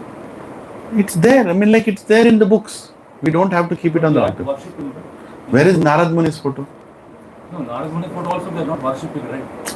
That's what I'm saying, Prabhu. See, you don't have to worship the whole parampara one by one. Instead, just worship Srila Prabhupada. That's enough. No, Srila Prabhupada is latest, but he is the original, right? Brahma is the original God. Who Prabhu, created in parampara, let me tell you understanding. Brahma has passed down the knowledge from Krishna. Everybody in the Sampradaya is equally important as Brahma. We are worshipping Krishna. Then came Brahma. Through Brahma only, Parampara came. So we have to worship Brahma, right? We are worshipping Brahma by repeating his knowledge. No, photo should be there, right? Why photo is important? If photo is not there, you will not worship. Then why do we have Prabhupada? We have knowledge, right? His books are there. If Prabhupada's photo is not here, will we not have satsang? We can have. That's what we are doing. Then we'll remove Prabhupada photo. Why you have to remove? There is a space, we'll keep. There is space for not Brahma. Why are you thinking like that, Prabhu? Why are we not keeping Brahma means? That photo shows Brahma, right? First Ah, one. so here it is there, na? On this big screen you can see There, Brahma. but why don't we have in the altar? We can keep, there is no restriction. You bring Brahma's photo, I'll keep. I do. No, I bring Saraswati photo. We can also bring Saraswati. I bring Lord Shiva photo. Yes, please bring. We can keep in the altar. Yes, of course we can keep. Why do you think we I'll can't bring keep? Ramchandra for family photo. Yes. Why did you think that we'll not keep for any reason? Yeah, because I seen in every ISKCON, they keep only Narasimhadev, Lord Krishna, Radha Krishna, and Little Krishna, and Panchatattva. They don't keep others and all those photos. When you come to the 10th session, I'll answer this in elaborately. Prabhu. But we can Today keep, right? we can keep, It's but not in 10th session, there is no restriction, Prabhu. Then we'll keep here. We can keep.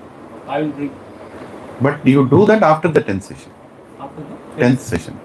tenth. ठीक है ना? There I'll explain why we keep some to be more focused. ठीक है ना? There is no restriction of worshipping any devata. There is no restriction. In ISKCON, we don't say that you should not worship devata. We only say don't worship for material reasons. No, you can keep your saying, but why don't you keep?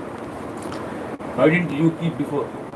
When I asked you, say There was no need I felt to keep, Prabhu, because it's there here, na? It's there here, na? Prabhupada. This entire thing is given by Brahma only.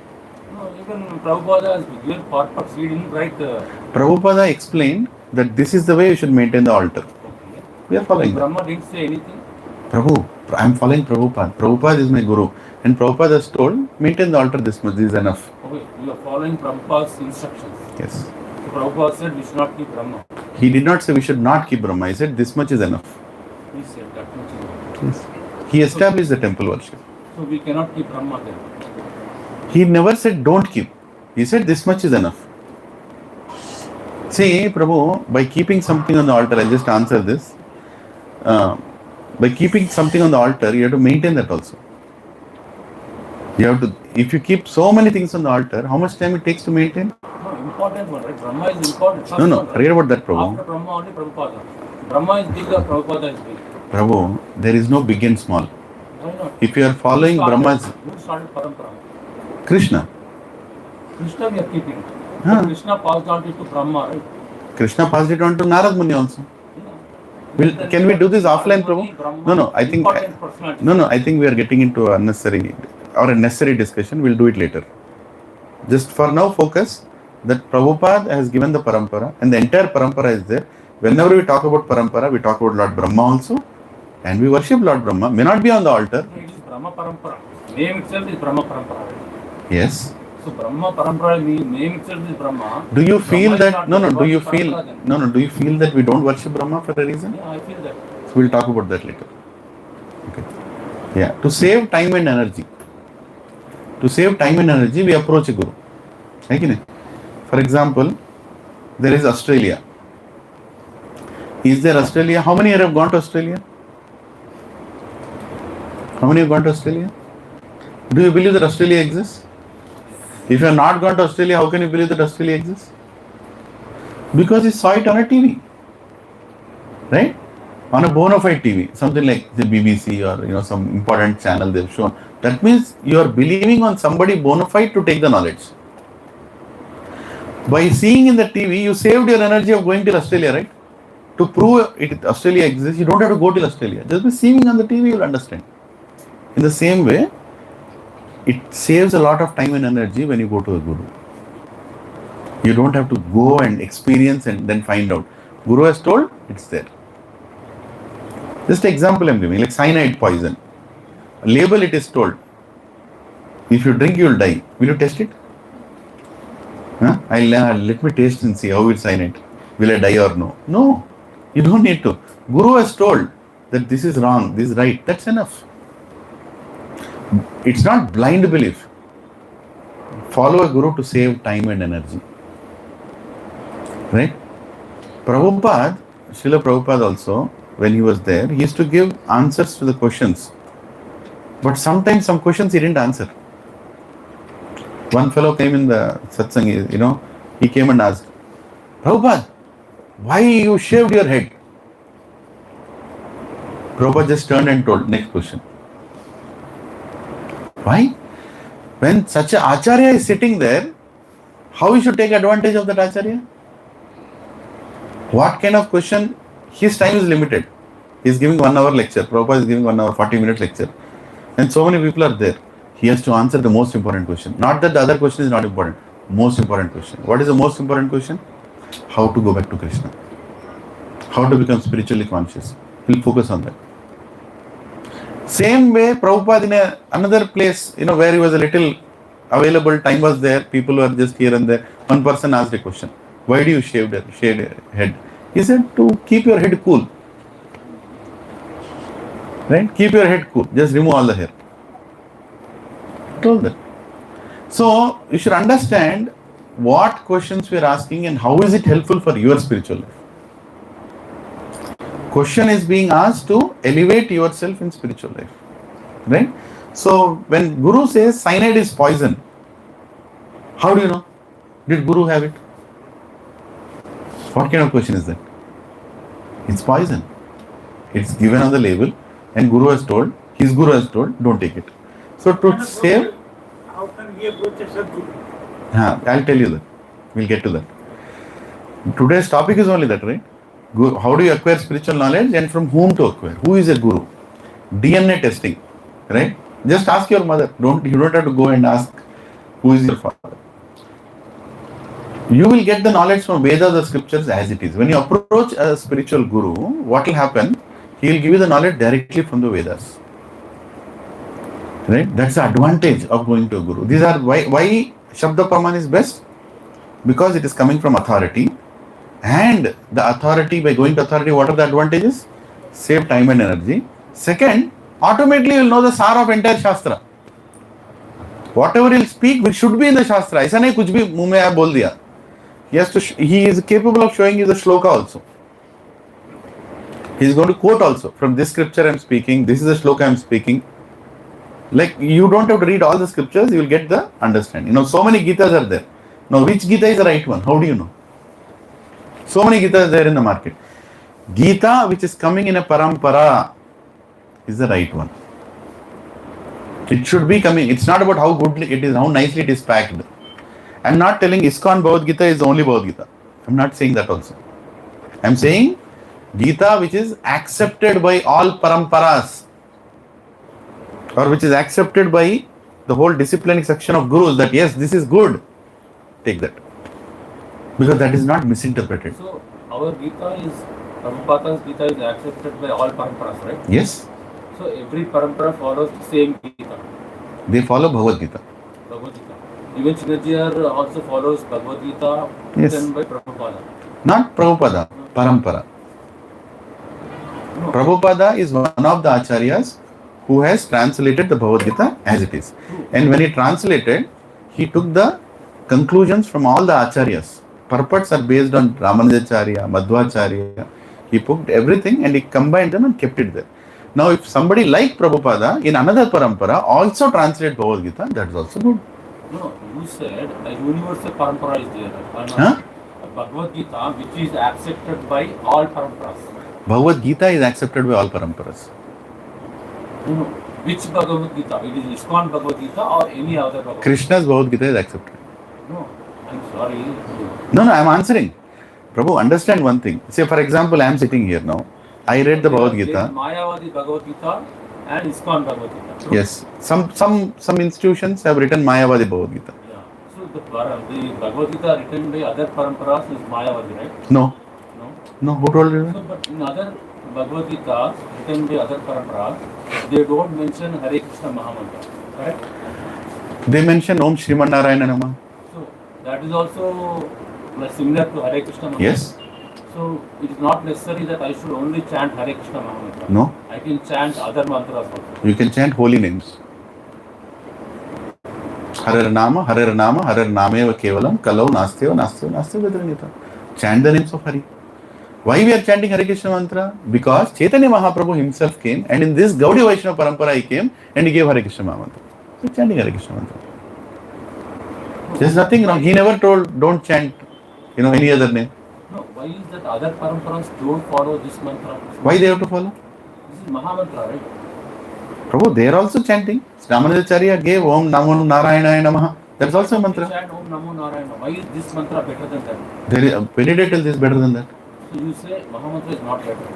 It's not Prabhu, better. understand the essence. Understand the essence. First of all, our consciousness to chant is the most important than the mantra itself. And mantra is important because Guru is giving it. Because I am in this parampara, what is given by the Guru parampara, I am chanting. No, tomorrow I will say, no, I'm not interested in this Mahamantra. I will go to other parampara and do. So ISKCON will say, okay, go. Yeah. Then why are we doing here Bhagavad Gita in ISKCON? Why not? No, it's no useless, right? You are leaving this. Leaving whom? No, you are struggling so much. ISKCON is struggling so much to discuss Bhagavad Gita. I think you have some I think you have some personal issues or problems with this. We'll talk about it later. I think it's disturbing the whole flow of information. Huh? Okay. But I'll answer your question. Don't worry. Thank you. Okay. So Bhagavad Gita, many people have written Bhagavad Gita, but which Bhagavad Gita should follow? Bhagavad Gita which is coming in Parampara. Disciplinic succession. Parampara means what? I'm not writing whatever I like. I'm referring to my Guru. And he is referring to his Guru. He is referring to his Guru like that. Even like Prabhuji just talked, Chinnajir Swami. Chinnajir Swami, if he writes Bhagavad Gita, he is not going to write whatever he likes. He will talk about what Alvars told, what Ramanujacharya told, right? And that is how he brings it down. That is called Gita in a Parampara. In the same way, in our Sampradaya, Prabhupada has translated Bhagavad Gita based on the teachings of different acharyas. And then he says Bhagavad Gita as it is. Like that, there are many. So, first of all, you should know, don't just go by the cover. Go by the content and the source. Most important. So, Guru is a bona fide representative of God. How do you find out? Now, there are many gurus in the market today. Sorry to use the word market, but it's almost like a market now. There are many, many types of gurus. How do you know which guru you should go to? Very important to know. Their opinion does not change with new facts. They are speaking something today, same thing they'll speak after 20 years also. Opinions don't change because they're referring to Shastra. They will not suddenly change, saying that, actually it is like this. No, there is no actually like this. It was like that, it is like this, it will never be like that. Right? Truth never changes. No compromise on principles of bhakti. Like one day you'll tell, okay, everybody can eat whatever they want. And after some days, after some years, you'll tell, no, you should only eat sattvic. Then after some time, you should not eat non-veg. No. Guru means he will tell whatever is the truth from the beginning itself. He will not compromise. Oh, maybe if I tell this, half people will go away. No. Prabhupada, regarding non-vegetarian, Prabhupada told very simple, and our Shastra also telling simple. You want to go back to Krishna, you should develop compassion. You should develop mercy towards other living entities. Right? You should elevate towards Sattva-guna if you want to go back to God.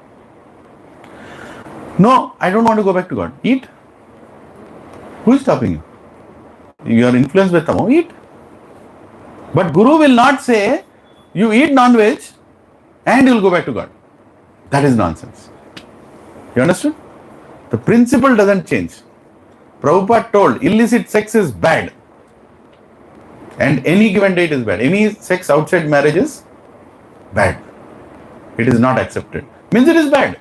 You cannot tell, no Prabhu, living together is okay, na? It's not okay. Principle is principle. Prabhupada went to America. He was having American boys and girls. He didn't allow them to live. He didn't allow. Huh? Brothers and sisters live together. Sir, how can you cover brother and sister? No. A girl and boy outside cannot reside together unmarried. Correct? I think you should have a separate discussion with you, Prabhu. You know, we are going to extreme mode sometimes. Please don't mind. You know, your questions are right, but you know. Same like mother and son can leave, right? That is what we are looking at the sex, right? Yeah, we'll discuss. They can live. We'll have a, after this class, we'll sit down and I'll clarify all your doubts. Don't worry. Okay. Yeah. So, principles, what Guru is telling, should not be changing. He cannot, after some time, tell that, you know, I think you can eat once in a while. Like there is one big leader. I don't want to name his name. He's a big leader in Buddhism. Now he's eating chicken soup. Buddhism is about ahimsa paramo dharma. And the whole principle is there. He is the leader. And now he is drinking chicken soup also. Why? Because doctor told him it's needed. He is taking protein. Whatever. So you're not going to change. You will not change what you told. Whatever you told, you will stick to that. Prabhu, again I am telling, this class, our ISKCON movement is not about vegetarianism. Our class is about God consciousness. And you want to develop God consciousness, you need some quality. For example, you have some fever.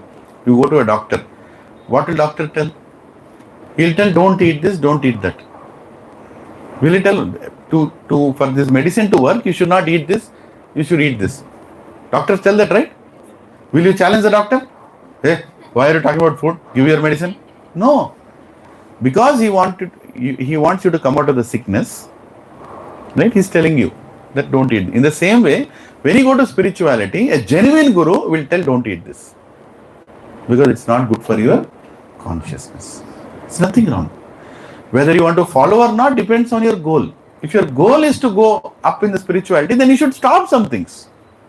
You should become clean. Like when you enter the temple, you take bath and enter. You remove your chappal and enter. Right? Now, another thing. Everything is told and agreed by all three authorities. Guru, Shastra, Sadhu.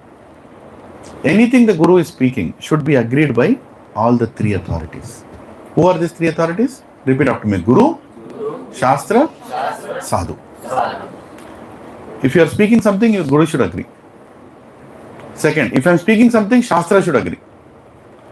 And if I am speaking something, all parampara should agree. Sadhu. Sadhu means not only your Guru, other Gurus. In parampara, not outside parampara. In parampara, they should agree. Very important. You can't create something that, there is a very advanced concept of spirituality where you talk about rasa. We will not get into that. There is about your relationship with God and your way of serving God, that is rasa. Tattva is different, rasa is different. At a level of rasa, the paramparas are different. Right? Like in Chaitanya Mahaprabhu, this movement, it's more about Madhuri Rasa. We are serving in conjugal relationship, you are loving towards God, you are serving the gopis. The focus is that area. But if you go to Sri Vaishnava Sampradaya, they are more Dasya Rasa. But they are in Dasya. Which is higher? Both are high. There is nothing like this is high, this is not. So paramparas can have their experience of God in different rasas.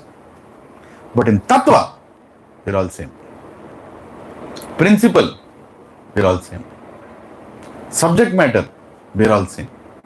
It's a little advanced, just gulp it for now. When we go a little further, you will understand. For now, just in principle, we are all speaking the same thing. And we should respect all paramparas. Very important. Next, teachings have stood the test of time. Whatever they spoke is not changing with time. Prabhu, now this is going to be like this. After 1,000 years, this will not work like this. No. Since eternity till eternity, it will always be the same. Eternity means there is no end. It will always be the same. Morals and principles mentioned to lead life are applicable at any time. Teachings have never been proven wrong. That is also important. I am following is not. They have never been proven wrong. Nobody has proved them wrong till now. Right? Till date, nothing mentioned in the Vedic scriptures has been proven wrong. Show me one thing that is there in the Vedas is proven wrong. Cannot be. That's why they are called Vedas. Scriptures are like mother. Never says anything to harm anyone. See, tomorrow morning, you in your house, your mother will bring you juice. Nana, tagipo. Pike jao. Will you ask her, what is there in this? I don't believe. I'm going. Huh? I'm going. Hare Krishna. You wanted to talk to me. Later you'll come? When should I come? 12. You will be here on I'll be here. Thank you. Hare Krishna. Yeah.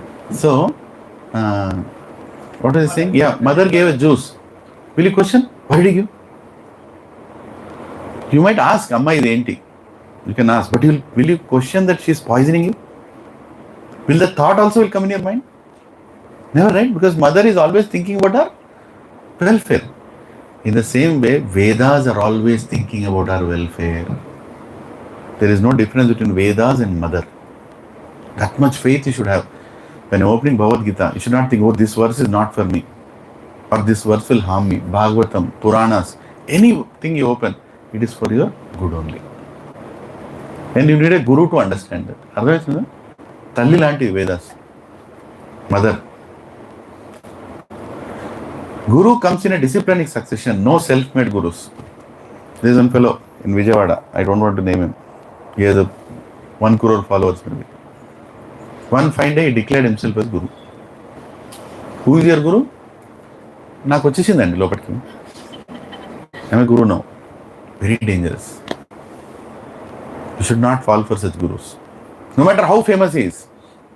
He can have 1 million followers in this thing, that thing, but he cannot take you back to God.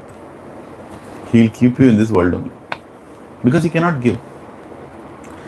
If you want God, you have to go to his devotee. If you have to buy a car, who has a car here? Lift your hand. Somebody? You have a car, yeah. Nobody has car or what? You have, na? Okay. Okay, you have car. Okay, I'll ask Anurag Prabhu. Prabhu, what car you have? Tata Punch. Tata Punch. Ekdam Punch. Tata car you have. Where did you buy the car? Showroom in Telapur. You could have gone to Jamshedpur, right? Tata factory is there. Tata Motors factory is there. Why can't you buy your car from the factory? Will they sell in the factory? No. They will not sell. Even if you live beside the factory, you cannot go and buy the car from the factory. You have to go to the dealer only. This is an allegoric example I'm giving. Even if you are sitting beside God, you cannot access God unless you go to a dealer of God, and that is a guru. हमको गुरु से ही भगवान मिलते हैं. Because God wants him to makes himself available through a guru. Guru means who? Not some fellow with big dadi or who can talk Vedas. Devotee. Guru is who? Devotee. First qualification of a guru. Not jnana, not vairagya. Bhakti. If he is a bhakta, he is a guru. Even if there is a prostitute who is selling her body, she is declared as unclean by the whole world. But if she has bhakti for God, she is a guru. That is how advanced is our Vedic literature. We don't judge anybody by their externals. We judge them by their consciousness. It's there in Bhagavatam. Pingala, one prostitute named Pingala. She was waiting for a customer. She was standing outside the door. Who will come today to me to enjoy my body? So he'll give some money because I have to eat. She's searching one customer. No, he is not coming. People are walking on the road. Nobody is coming into her house. And one fine moment she feels, if this much eagerness I would have shown for Krishna, I would have gone back to Krishna. And that verse is there in Bhagavatam. Sukadeva Goswami is telling to Parikshit Maharaj about Pingala. That is the greatness of a guru. Guru has to be seen in everybody and anybody. Right? Consciousness. But Guru comes in parampara. Bona fide Guru comes in parampara and gives a knowledge, essence of knowledge. He gives. Most important. Sa evayam mayatyedhya yoga prokta puratana bhaktos misaka cheti rahasyam yedat uttamam. 4.3. That very ancient science of the relationship with the Supreme is today told by me to you because you are my devotee as well as my friend and can therefore understand the transcendental mystery of this science. Krishna is telling, this is Guha Jnana. This is a very secret knowledge, but you can understand it, Arjuna, because you are my friend and you are my devotee. That's why I am telling you. This knowledge cannot be given to any Aragara person. Even if it is given, it will not go anywhere. If you are a devotee, if you are a friend of Krishna, friend meaning you are so much attached to him, then he will open the book. He will open it like this. Bhagavad Gita open ayipodandi. It will enter into all your hearts. Unless you are a devotee, it will not enter. Prabhu, I am not a devotee. What to do? Serve a devotee. Simple. You think you are not a devotee? Can you see a devotee of Krishna? Go and serve him. When you serve the devotee, you will become a devotee. As simple as that. Spirituality is very easy. And no guru is telling, come and serve me. Nobody will tell that. You have to search for a service from a guru. Narottam Das Thakur, one of the acharyas in our parampara. Many acharyas are there. Like Prabhuji was talking about, why didn't you keep Brahma's photo? Then Narottam's photo also have to keep. Right? One of the acharyas in our parampara. He wanted to take Diksha. He was a great king's son. Very rich person. Right? Many kirtans he has written. Narottama Dasakwa, at the end it will come. Narottama. Now this Narottam Das Thakur, he wanted Krishna. He was searching for a guru. And there was one guru called Lokanath Swami. He went to that Lokanath Swami. Can you please initiate me? Lokanath Swami, oh Krishna, how can I initiate you? I am not a devotee. I don't have any qualification. I can't initiate you. Narottam Das Thakur, no, Gurudev, if you don't initiate me, my life is waste. Oh, you are a king's son. You are such a great, important person. I am a nobody. I am somebody is somewhere. Don't come to me. If you come to me, you will get contaminated. No, Gurudev, please. Without you, what is the use of my life? No, I will not. Go. Then what did Narottam do?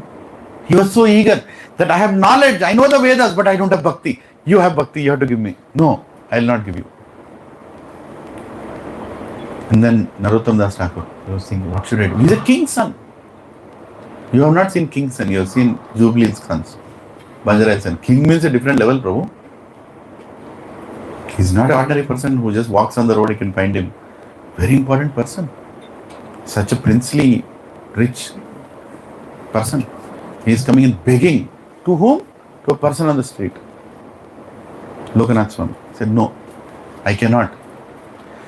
And then what did Narottam Das Thakur do? He said, I have to serve my guru.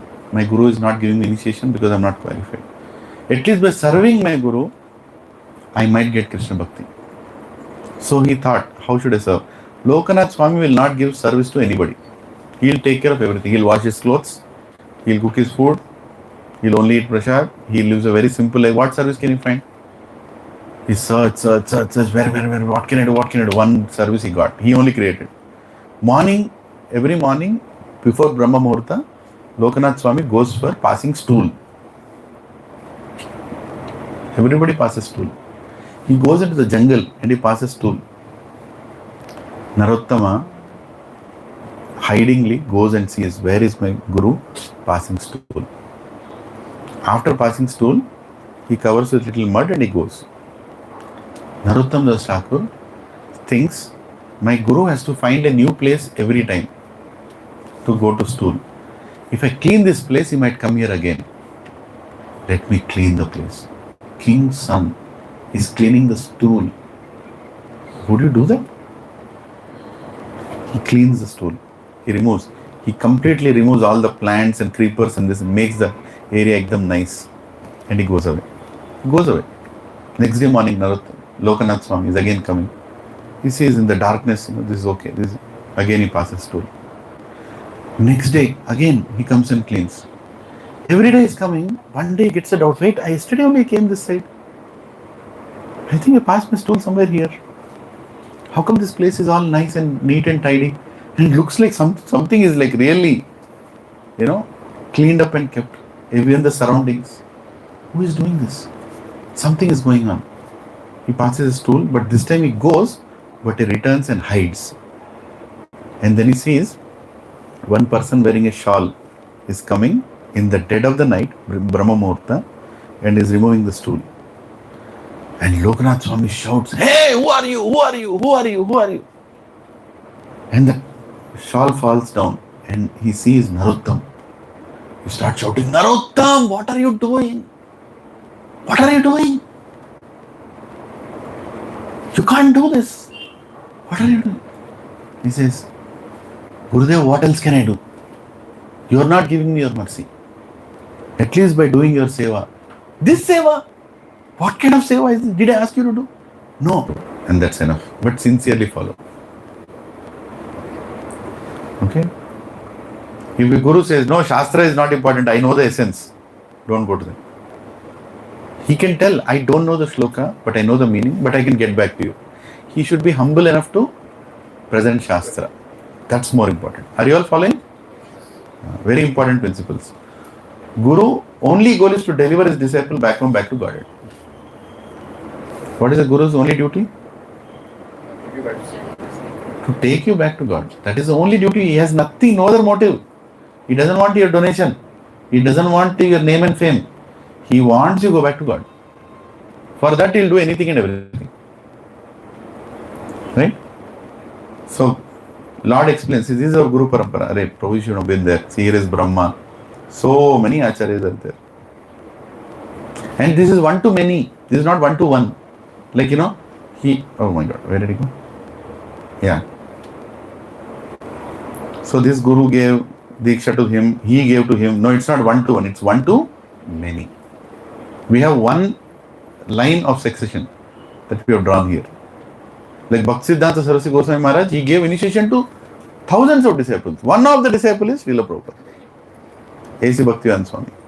And how many did Bhaktivedanta Swami give initiation to? Thousands of disciples. One of such disciple is Radhanath Swami. One of such disciple. And Radhanath Swami gave initiation to many. I am one among them. Right?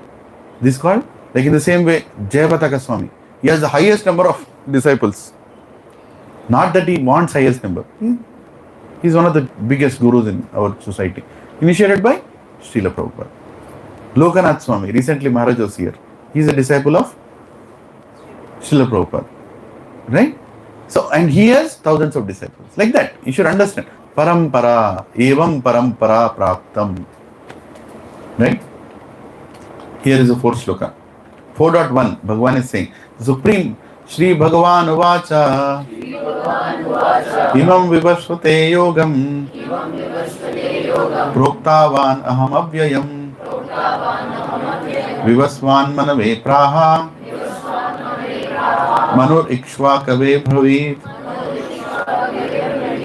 The Supreme Personality of Godhead, Lord Sri Krishna said, I instructed this imperishable science of yoga to the sun god Vivasvan, and Vivasvan instructed to Manu, the father of mankind, and Manu in turn instructed it to Ikshvaku. Right? So he's telling how the knowledge has come down. He's telling the whole sequence how the knowledge has come down. He's not telling blindly believe. Next he is saying, please repeat after. Evam parampara praptam. Imam Rajarisho vidhu. Evam parampara praptam. Imam Rajarashayo vidhu. Sakale namahata. Yogo nashta parantapa. Prabhu, how do you say the second line? Imam Rajarashayo. Rajarshi Yoga. Imam Rajarshayo vidhu. Sorry. Imam Rajarshayo vidhu. I was not able to pronounce correctly. Forgive me. Translation. The supreme science was thus received through the chain of disciplinic succession, and the saintly kings understood it in that way. But in the course of time, succession was broken, and therefore the science as it is appears to be lost. So succession can break sometimes. So whenever it breaks, he himself comes and re-establishes again. Right? But succession is very important. Without knowing the succession, you cannot just take knowledge. So, see, there are many religions. Every religion has a book. Right? I'm not telling every religion is equal. Some are human created religions also. But some book they have. Christianity, they call about Bible. Islam, they talk about Muhammad. Vedic, we have Sampradayas. Kumara Sampradaya, Shri Sampradaya, Rudra Sampradaya, Brahma Sampradaya. In each one of the Sampradayas, there is a prominent Acharya. There are many Acharyas. But one of them has taken the responsibility. That they declared, Nimbarka Swami is for Kumara Sampradaya. Ramanujacharya is for Shri Sampradaya. Vishnu Swami is for Rudra Sampradaya. Madhvacharya is for Brahma Sampradaya. And all of them together conclude that Bhagavad Gita is the ultimate scripture. सब एक ही जगह पे conclude होते हैं, including Shankaracharya. He is also saying the same thing, right? Shankaracharya will discuss a little more when we go further. Who is Shankara? He is Lord Shiva. He is Shakti, a direct avatar of Lord Shiva. Yes. Right? So all these sampradayas. But in case of Shankaracharya, certain philosophy that he explained, it needs a little more guidance to understand Advaita philosophy. Otherwise, we can deviate from, it needs more explanation. Why he did what he did. We'll discuss that in the future. But we should always respect and understand and worship even Shankaracharya. These are Vaishnava sampradayas. Now, any philosopher, institution, cult which does not follow these authorized scriptures and creates or interprets its own conclusion should be avoided at once. Forget about, which barrier, but you should know that they're coming in a bona fide way. All of them propagate bringing consciousness into a mode of goodness first, then promoting into pure devotion service. Everybody says, first come to the proper mode of consciousness. All these sampradayas will raise you from tamoguna to rajoguna to sattva and then to shuddha sattva. All scriptures are saying the same thing, just the level of detail is different based on time, place and circumstance. Some things even Jesus Christ could not explain. When he tried to explain, he was what? He was crucified. So he can't. But in Vedas, here we can. In Bharatvarsha, that openness is there. Some places that openness is not there. You can't go and explain. But whatever they tried, the best they could do according to time, place and circumstance. Right? He never told convert people. Right? Once I was going in a car, somebody kept a sticker behind. He said, Jesus, I love you. Please save me from your followers. Prabhupada told, Jesus is he is an exemplary, personality. He is a guru, he told. Prabhupada, in one lecture he told. But what people are doing in his name is the problem. He never told, go and abuse other religions or convert other people. He never told all that. He gave 10 commandments, follow the 10 commandments. And first commandment is what? Thou shalt not kill. First thing they are doing is, first kill. And then enjoy mutton biryani, chicken biryani, kebab, and then talk about. No. Gurus are there. Inspiring gurus are there. Mystic yogis are there as gurus. Teachers of rituals are there. Teachers of Vedic knowledge are there. Teachers of various philosophies are there. Teachers of art and lifestyle are there. These gurus can inspire us and we need to respect them. We have to respect all. The music teacher guru is there. Right? But don't conclude that they can take you back to God. Taking back to God is a different business, Prabhu. Don't try to misinterpret all these things. You know yoga doesn't mean you are a devotee. Yoga can help you in devotion, but yoga is not devotion. You understood? Meditation can help you in devotion.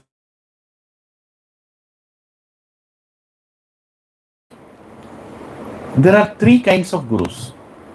One is Vardhama Pradakshaka Guru, second is Siksha Guru, third is Diksha Guru. The spiritual master who gives first information about spiritual life is called Vardhama Pradakshaka Guru. He just gave you information. He may not be a devotee also. He met you on the street, or your friend. Hey, go to the class, na? Nice Bhagavad Gita class they are giving. I went there once. I liked it. You also go. You came here because he sent you. You sat down, you became a devotee. He never came second time again. But he is still respectable to you because he connected you. He is called Vardhama Pradakshaka Guru. He is the one who introduces you to spirituality. We should never forget that person. Most of the time, Vardhama Pradakshaka Guru is also a Siksha Guru, the one who inspires you. Who is Siksha Guru? The spiritual master who gives instruction for elevation is called Siksha Guru. Meaning, he keeps encouraging you to go up. Can you have more than one Siksha Guru? Yes, I can have any number of Siksha Gurus. This Prabhu encourages me to do nice kirtan. This Prabhu encourages me to good chanting. This Prabhu encourages me to learn, Shastra properly. This Prabhu encourages me to learn Sanskrit properly. This Prabhu encourages me to learn to do, nice services in the temple. All of them are Gurus. They are all Siksha Gurus. And there is one Guru who is giving me all the things combined also. He is also my Siksha Guru. But there should be one Siksha Guru who you are taking responsibility to give your report also. It's not like, oh, you Siksha Gurus, I have many Siksha Gurus. Okay, done. No. You have to select one person to who feels, you should feel the responsibility. I should make sure that I am telling him how am I progressing. Report. Thoda. Once in a week. Thoda. Once in a jaake. Good connection. And that Siksha Guru, you are going and discussing your problems. It can be your marital problem. It can be a financial problem. It can be your job problem. It can be your spiritual problem. But problem. Why are you discussing all these problems? So that you can progress in spiritual life. He is available for you. Siksha Guru should be available for you. There are many Siksha Gurus, but one of them should be available for you. Accessible for you. You understood? Diksha Guru. The spiritual master who initiates according to the regulations of Shastra is called Diksha Guru. He completely takes charge of you. He charge of your, not your body, your soul. He gives Diksha mantra. And then, because ideally we all should be under the Diksha Guru at all times. But now times have changed. So what does Diksha Guru do? He asks and deputes you under a Siksha Guru. Saying that, okay, you go to this person, he will take care of you, he will tell me how you are doing. Whenever we meet, you can come and tell me. But then, follow this. Right? Now, this Siksha Guru need not have taken Diksha from the Diksha Guru. Parampara is very important. In the same parampara, you can have different gurus and you can take Diksha from one Guru, Siksha from another Guru. Nothing wrong. Because we are all following the same thing. But did you understand this concept? In Padma Purana it is said, one who is actually advanced in the spiritual knowledge of Krishna is never a Shudra. Even though he may have been born in a Shudra family. However, even if a Vipra or a Brahmana is very expert in the 6 Brahmanical activities, right, and is also well versed in the Vedic hymns, he cannot become a spiritual master unless he is a Vaishnava. Very important point is saying, Padma Purana.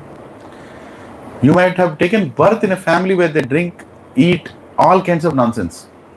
But if you become a Vaishnava, if you become a devotee, you can become a Guru. Right? Guru is not a qualification which is family driven. It is devotion driven. Like Ramanacharya's Guru. He had many Gurus. But one of the prominent Gurus he was very attached to, very close during his childhood days and growing up, is Kanchipurna. Kanchipurna was a Shudra family. But Ramanacharya considered him his Guru. Right? When Ramanacharya called him to house, please come for lunch or dinner, I want to serve. You said, I will not, you are a Brahmana, I am a Shudra, I can't come to your house. It will contaminate your house. Ramanuja told, if you don't come, what is the hope? Please come. Right? This is the caste system, the religious system that our beautiful Congress government keeps talking about is created by them only. Our Indian Sampradaya never had all these things. It was always devotion driven. I'm specifically talking about a party because unfortunately they are the people who are spreading this split in the society. Many people who want to split Hindus use all these things. But if you go and read the scriptures and hear the stories of our great acharyas, you will realize that we are beyond all these things. You know, it's unfortunate though. Ancient times, I'm not saying in other parties there are no people like that. There are everywhere. People are wrong or right. But then predominantly we should make sure that whichever leader we are selecting is respecting Sanatana Dharma. That is most important. They should have tremendous amount of respect and they are following the principle. They are promoting also some of the Sanatana Dharma. Ancient times. In ancient times, what was the case? All other gurus would guide the student to a spiritual guru in parampara as they knew their roles clearly. A music teacher will not talk about spirituality. She will teach music and tell, go to that guru to go back to God. But today, what is the problem? Any guru today claims that he is ultimate and cheats people, not giving proper guidance from paramparas. Somebody who teaches yoga is speaking about spirituality. Why are you doing that? You are a yoga teacher, na? Teach yoga. You are a music teacher, na? Teach music. Why you have to talk about going to God, highest philosophy, bhakti? You don't have that qualification. Or you get that qualification and speak.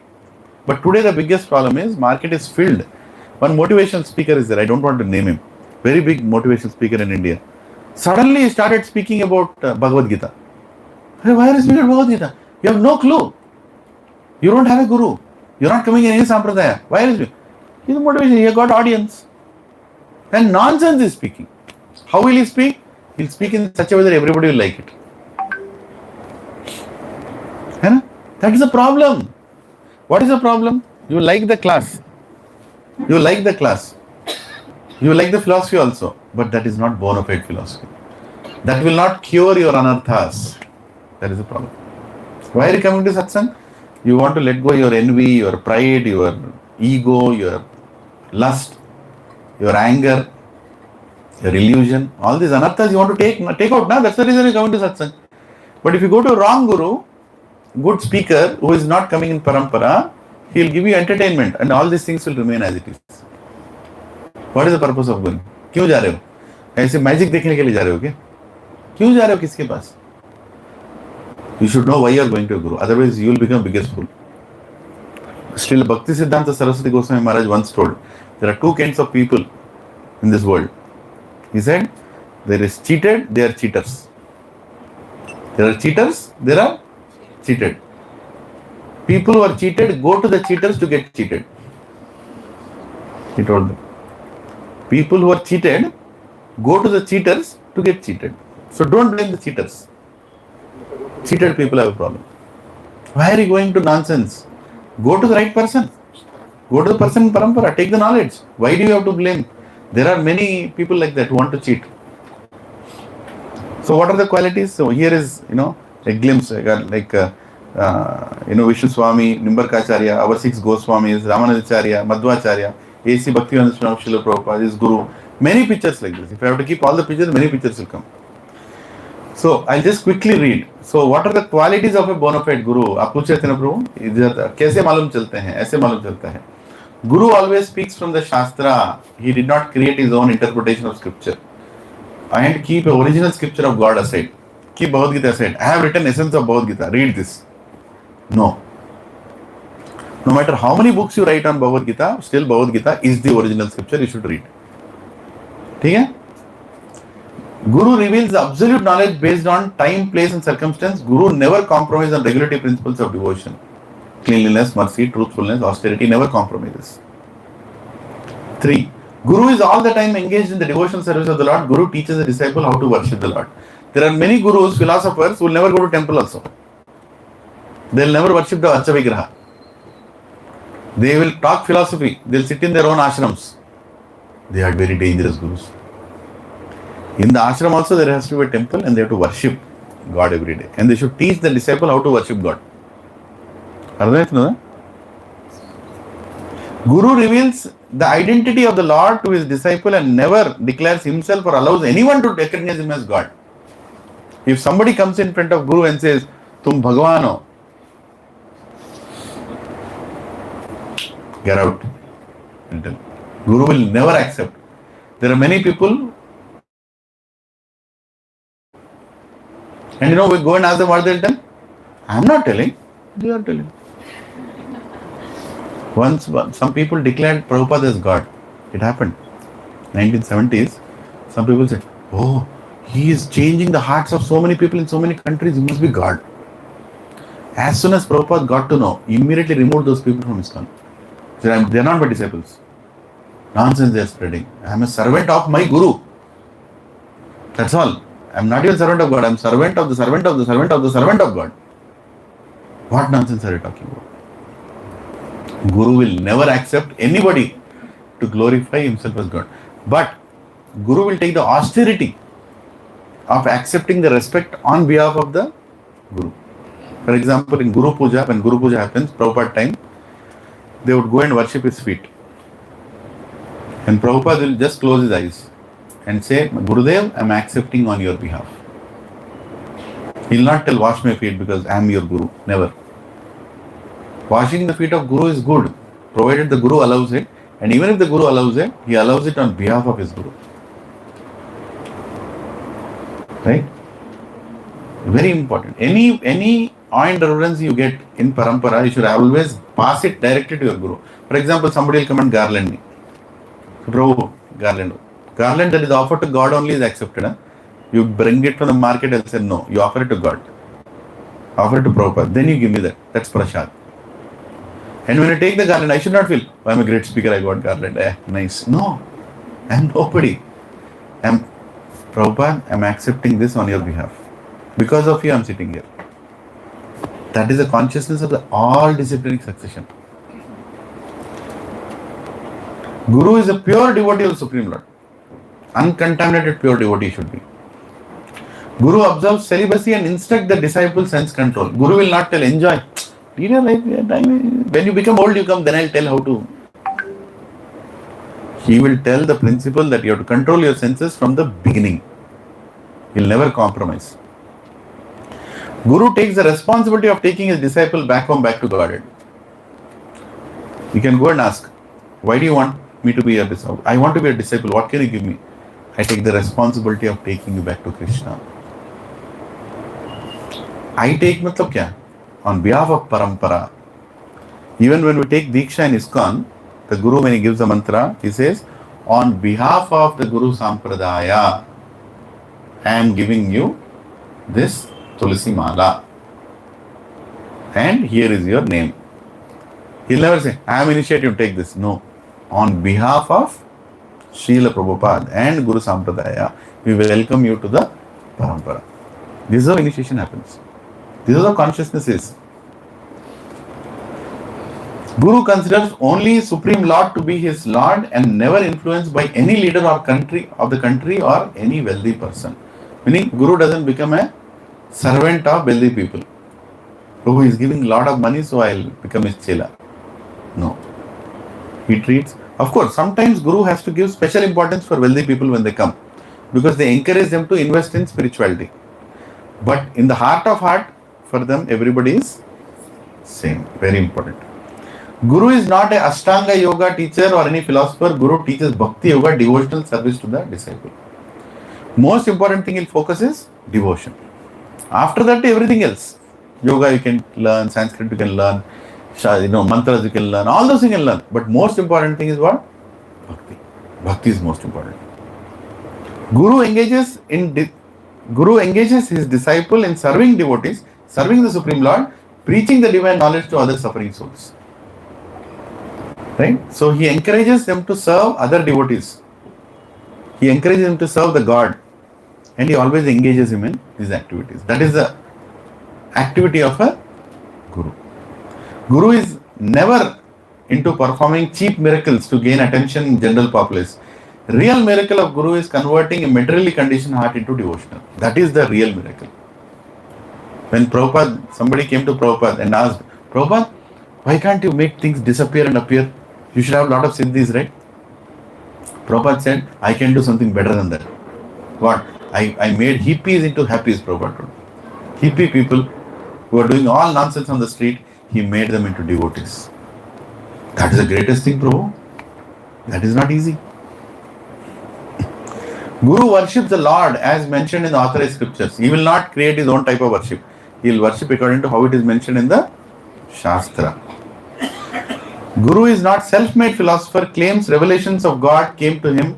He is a sold-out servant of his Guru in Parampara. He never claims his ownership on the knowledge. He never says, this book belongs to me. I have written this. No. I have represented the teachings of Parampara in that book. You understand? He'll never claim that Bhagavad Gita is mine. Guru is not primarily a philanthropist or a body health healer. His main goal is to revive spiritual consciousness of fallen soul. I'll create healing for you. I'll remove pain from your body.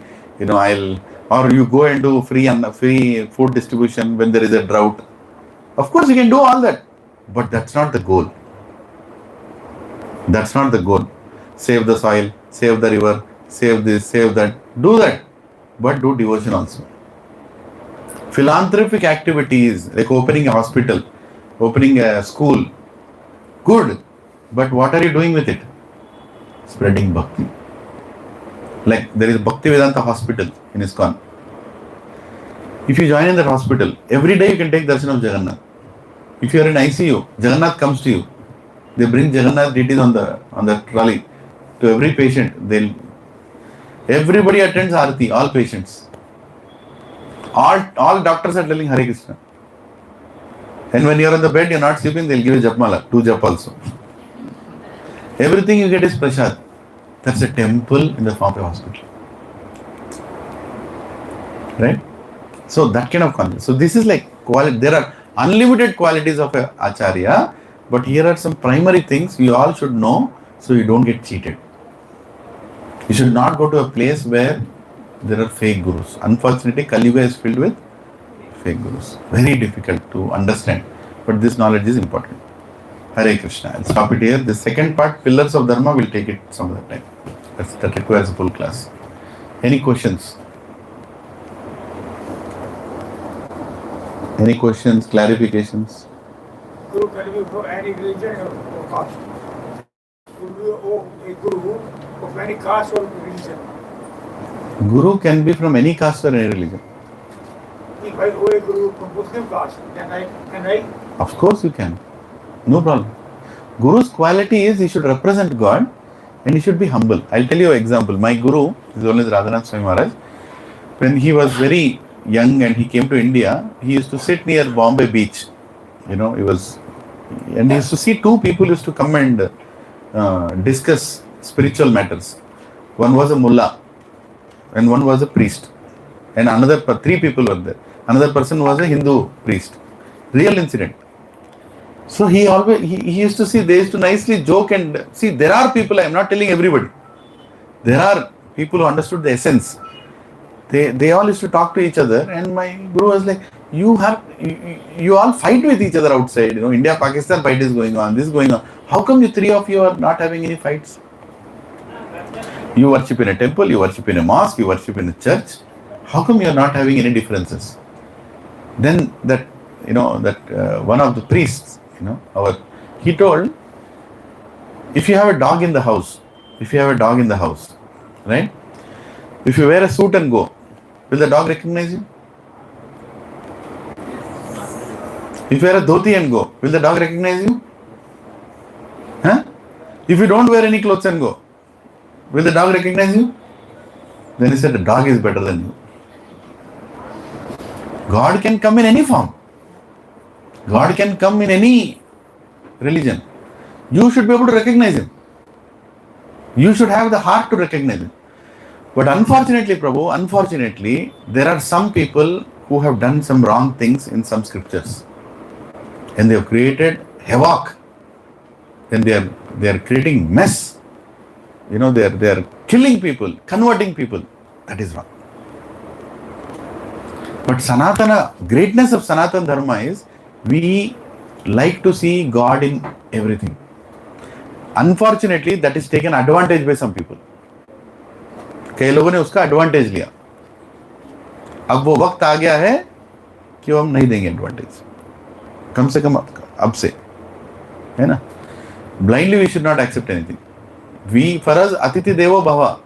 Even when foreigners came to our Bharatvarsha, we invited them like God. Oh, you have come, please come, we treat. But what did they do? They started exploiting us, they started converting us, they created so much havoc. Still, if you don't wake up, then you're a fool. So get up. Say, enough is enough. Atiti should be like a Atiti. We are okay to, in fact, India is the only country, Bharat is the only country which has given shelter to all religions. Even till date. Even till date. Israelis have told, the only country we feel secure is India. They told. Only country we feel completely secure is India. That is our nature, that is there. Secularism is there in our blood. Some party should not come and tell to become secular. It's there in our blood. It's there in our scriptures. It's there in our consciousness. But secularism doesn't mean you reject religions. Secularism means to follow the religion. But now it has become what? Secular means no religion. No, secular means follow religion. Treat everybody equally. So you should not be blind. You should not accept blind. But answering to your question, if you see a proper principle being discussed by a guru who comes from another religion altogether, but principally what he's telling is matching with what we are teaching here, you can accept his teaching. Right? That's very important. But not every scripture goes into that level of detail, Prabhu. The greatness of Sanatana Dharma, without any parallel, we are the greatest. Because we cater to the needs of all the society, whether you are in Tamoguna, Rajoguna, Satvaguna, there is scripture for you. But other places there is one book. You don't follow, you'll go to hell. We don't talk about going to hell. In Sanatana Dharma, you'll never say you'll go to hell. Your activities can take you to hell. That's a different thing. You do harm to others, you'll face reactions for that. But you never go and tell that, you don't follow my book, you'll go to hell. Never. It's not there. God will never do that. How many of you here feel that Krishna wants us to go to hell? Will any father want his child to go to hell? है ही नहीं. वो किधर से आता है बोलो? कौन सा भगवान है वो जो अपने बच्चों को नरक भेजना चाहता है? नरक से बचाने के लिए वो आते हैं. एंड बचाने के लिए भी वो हमें चॉइस देते हैं. He always tells Krishna after Bhagavad Gita, Arjuna, you heard my entire Bhagavad Gita. Did you understand it? Do you want me to repeat it? That is the heart of a God. Understand the essence of Guru and try to evaluate any Guru who has come into your life. Respect those Gurus. Don't insult those Gurus. See, when you go to 10th grade, will you disrespect your first grade teacher? No, right? You will not disrespect. Something he brought you up. Thank you. He may not have told you 10th grade syllabus, but he told you A for apple, B for bat. है ना? Thank you. फिर ऊपर जाओ. But if you get stuck there saying that, no, only A for apple, he is my guru. Then what are you doing? Then you are restricting, fanatically, sentimentally you are becoming part of that guru. He is a guru. Okay. He could not take me to the next level. Okay. Next person is able to take me. And if he is in parampara, keep going up. Be interested in the knowledge, not the college. Okay. Any other questions? Yes, nothing. They are giving dictionaries to disciples Hmm. in birth. So sometimes it will happen like there is no direct communication between disciple and gurus also. So nowadays like people are living long distance. In ancient time, like Gurukul was there. Beta?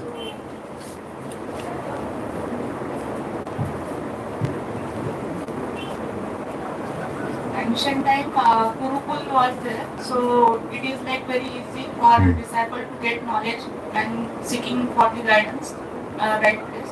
So nowadays it is not happening. So it is fine like if you follow on social media, like whatever we are taking.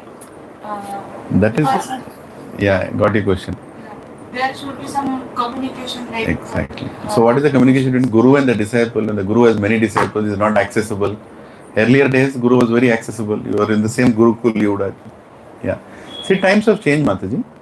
But the procedure doesn't have to change. For example, I have a Guru. My Guru is His Holiness Radhanath Swami Maharaj. In my whole life, I met him, I think, 4 times. And the maximum time I met him is 30 seconds. That's all. Right? But I hear his lectures. Right? And I also hear his Guru's lectures, Srila Prabhupada's lectures. And I also hear his God Brothers lectures, other Maharaj lectures also here. So I am in touch with him through his instructions. Right? But whenever I need guidance from him, I go to his deputed disciple who is taking care of me, which is Radhesham Prabhu. So I go to Radhesham Prabhu and I say, Prabhuji, I have this difficulty. What? So he has the same mood of his Guru. He will give me the answer. And I will consider that as an answer from my Guru. When there is opportunity, Radhesham Prabhu will take me to my Guru also. Say, here is Leelanandas, one useless fellow in Hyderabad, just give him some. That's enough. We are not here to take service from Guru, we are here to give service to Guru. I don't want to waste my Guru's time. I want to take his blessings. Every year I go on yatra. Once in a year I see him for sure. I take his blessings from far. When I feel like talking to him, if Krishna arranges, I'll go and tell pranam, which I could do sometimes. But otherwise, I don't expect him that he should know who am I. He doesn't need to know. But he blesses. Yes, Krishna will take care of you. That is how parampara works. It's more practical. But you can't just have a Guru, see him in the YouTube and from far away and just say that, okay, there is nobody between me and my Guru, though there has to be a Siksha Guru. Otherwise, actually Siksha Guru is as important as Diksha Guru. The Diksha Guru depends on Siksha Guru to take care of you on a day-on-day basis. Very important. Yeah, you can on the mic. Wait, went off, I think. Hare Krishna Prabhuji. So when we will be distributing Bhagavad Gita or asking people to take Bhagavad Gita, many times they will say that we eat non-veg at home or we after eating non-veg should we eat Bhagavad Gita. How to handle this type of questions? Hare Krishna. Chakrapani Prabhu is the best person to answer this book distribution. See, at that time you can't give them a lecture. Right? Your simplest answer should be, God doesn't mind you taking Bhagavad Gita, even if you've eaten non-veg or you're drunk also. Right? And you should give them a faith that you are a very special son of God. He is wanting you to read Bhagavad Gita. Please take it. It's okay if you've eaten non-veg. What is there? Right? The mere fact that he thinks that he has eaten non-veg should not take Bhagavad Gita means he's already a devotee. Just that little habit is there which is operating him. He's already a devotee. In conscious is already. I've seen many people who remove chappal and take Bhagavad Gita. There are many people who, when we do book, prasadam distribution every evening we do here. Some devotees they come and regularly do here all birthdays, anniversaries are celebrated here, right? So we see some people who coming from the side hotel, they eat non-veg and they come outside. We give prasad. No, just now I had non-veg. That fellow is already a devotee. He understands the importance of prasad. Right? There are some people who, when we were distributing prasad, they saw we distributing prasad, they went all the way till there, they took a U-turn, went to the car, they came back and took prasad. There are some people. And there are some people who we are giving, they look at it and they just ignore and go. That is also there. So your answer to that should be, your answer to that should be, God loves you. It's okay if you have eaten. You can still take, like that you can tell. But there is a big answer for that. When they come to satsang, you can tell bigger answer. Yes. Any other question? Hare Krishna. Okay. You Diksha to the disciple, right? Pranil? Yeah.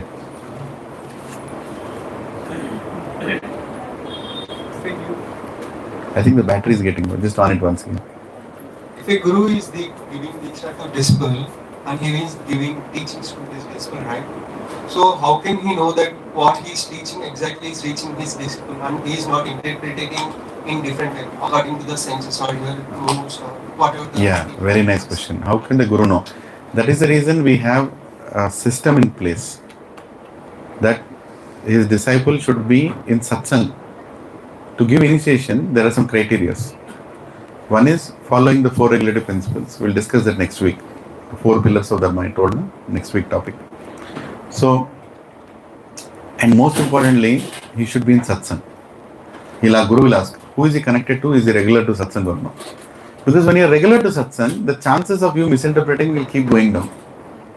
It will get corrected at one point in time. You can't live with another philosophy. Because philosophy is being discussed every week, every other day. Right? In some centers, here also every morning there is Bhagavatam class. Aarti and Bhagavatam. When somebody comes, 8 to 9. So if somebody is hearing every time, all the misinterpretations will go. So being in satsang is very important. Guru will make sure that anybody who is getting initiated is connected to a satsang regularly. That is a way to fix it. Okay? Hare Krishna. Okay, thank you for your time. It's 12 o'clock. They have a Bhakti Shastri exam. Some devotees are doing Bhakti Shastri course. So they have Bhakti Shastri exam today. I hope they all have studied nicely. All the best, Prabhujis and Matajis. So this is another course. If you're chanting 16 rounds for at least a year or more, and you want to do Bhakti Shastri, and you're following the regulative principles, you are very much convinced, then you can subscribe for the course called Bhakti Shastri, where 4 scriptures will be taught to you. This is designed by Srila Prabhupada himself.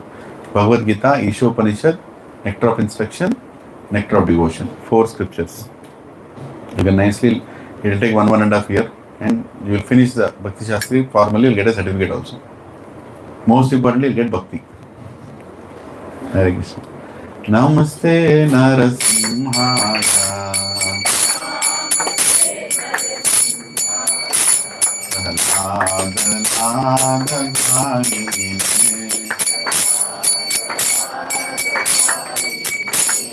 Hiranyakashi Purvakshah Shilatankanakaraye Ito Nasinho Parato Nasinho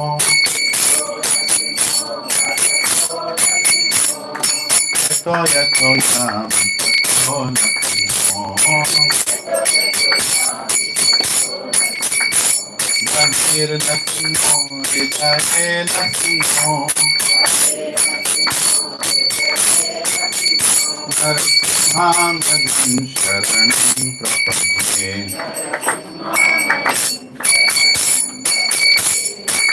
Bhakarakamaragadhe Matutasindhara Bharita Hiranyakashipo Anubhindara Hidavadata Nararirupa Jagati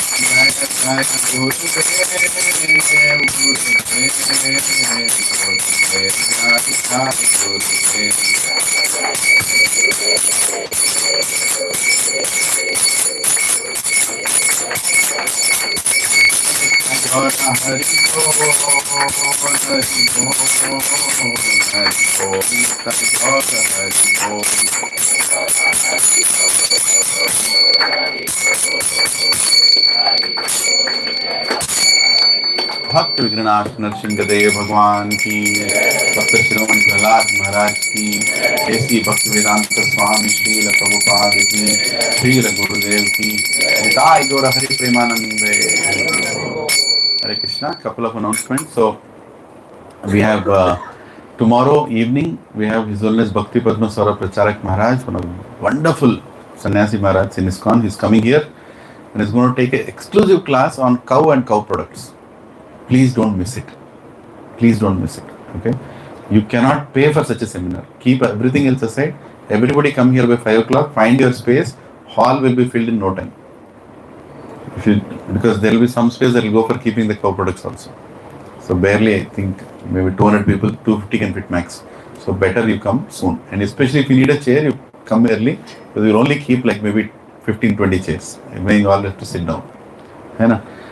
And Janmashtami is coming. Hare Krishna. Janmashtami is very much coming near. This year we are not celebrating Janmashtami in the center. Primarily because if we celebrate here, we are scared that there will be a stampede. Because this is 3rd floor. Lift is very small. Stairs are very small. Thousands of people will come on Janmashtami. Janmashtami is one day where everybody is a Krishna devotee. So, everybody will come. We can't account. So we are celebrating in Cyberabad.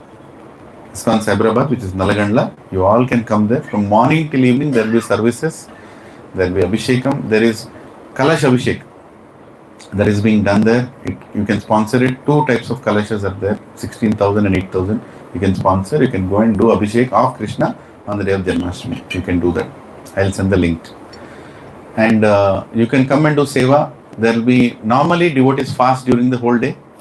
So you can choose to fast if you can. Otherwise you can have Ekadashi Prasad. And in the night, 12 o'clock, we'll have Aarti of Krishna. When he appeared, Janmashtami night, like that we do. So I'll make more announcements about Janmashtami in the coming days.